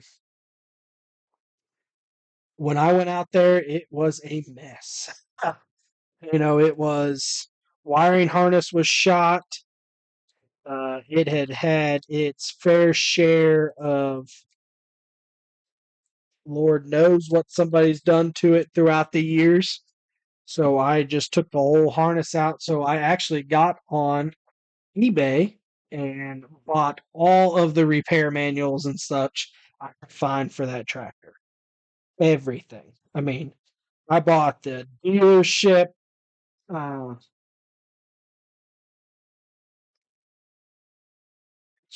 the dealership manuals that they would use to fix them, parts catalogs, everything that you could find for a 60 or a Fordson Dexta from 1960 to 67 or something like that, if I remember correctly.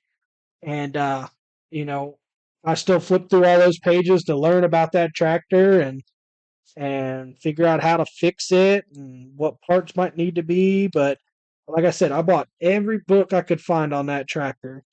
And there's probably not anything on that tractor that I couldn't fix now because of that book. I'm sitting there flipping through that pages and it's telling me all the stuff about that thing. So can't do it all by internet. Some people think you can, but you can't. And sometimes it's good to have that old school literature that that's all you had back in the day. And it was phenomenal to have that.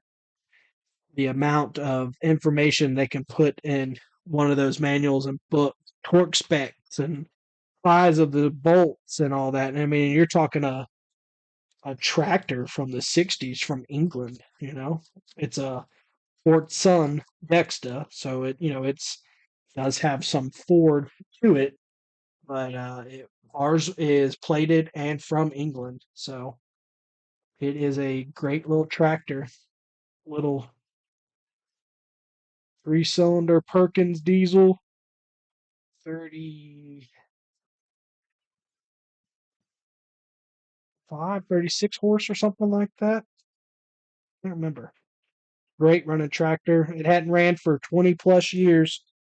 I went out there, put a new wiring harness in it, changed the oil in it, all the fluids, checked that it was getting what it was supposed to, which is crazy to think of. The whole tractor is a positive ground, which is weird. So the whole tractor is 12-volt positive, and then everything's ran off of a negative ground from the battery, which is the opposite of what you would think of these days. So everything you would think gets 12 volts. See you, Chili. Bye bye. Everything that you would think these days is getting 12 volts from the wires is the opposite of what the tractor is, and they did that back in the day to help save it from getting rust. If it's putting a positive charge through the tractor, it's not going to be able to get or obtain as much rust or have as much corrosion because of that. So it was a way to save the tractors back then, and it was something new you had to think of because the whole tractor, everything metal on the tractor, which is everything from the 60s, has a 12-volt positive charge. And then everything that you want to switch on and off, you were doing that with a ground, which is coming from the battery, basically, which is being routed into a small box in the dash, then being filtered out to everything. So everything you turn on and off is done with a ground instead of sending positive juice to it. So you had to kind of think of things backwards, but it works. It works really good. Look at that. That is what we needed. Boom, chaka, laka. And here is our results. Let me get it back down into your face here. So now we are across. I would probably, depending on how it sits. Actually, no, I wouldn't. Not with this one. We get these, so kick them over.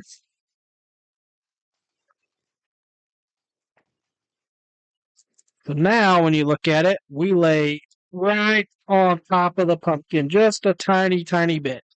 But we're getting pretty much full compression all the way down. It is sitting level, sitting flat, good to go.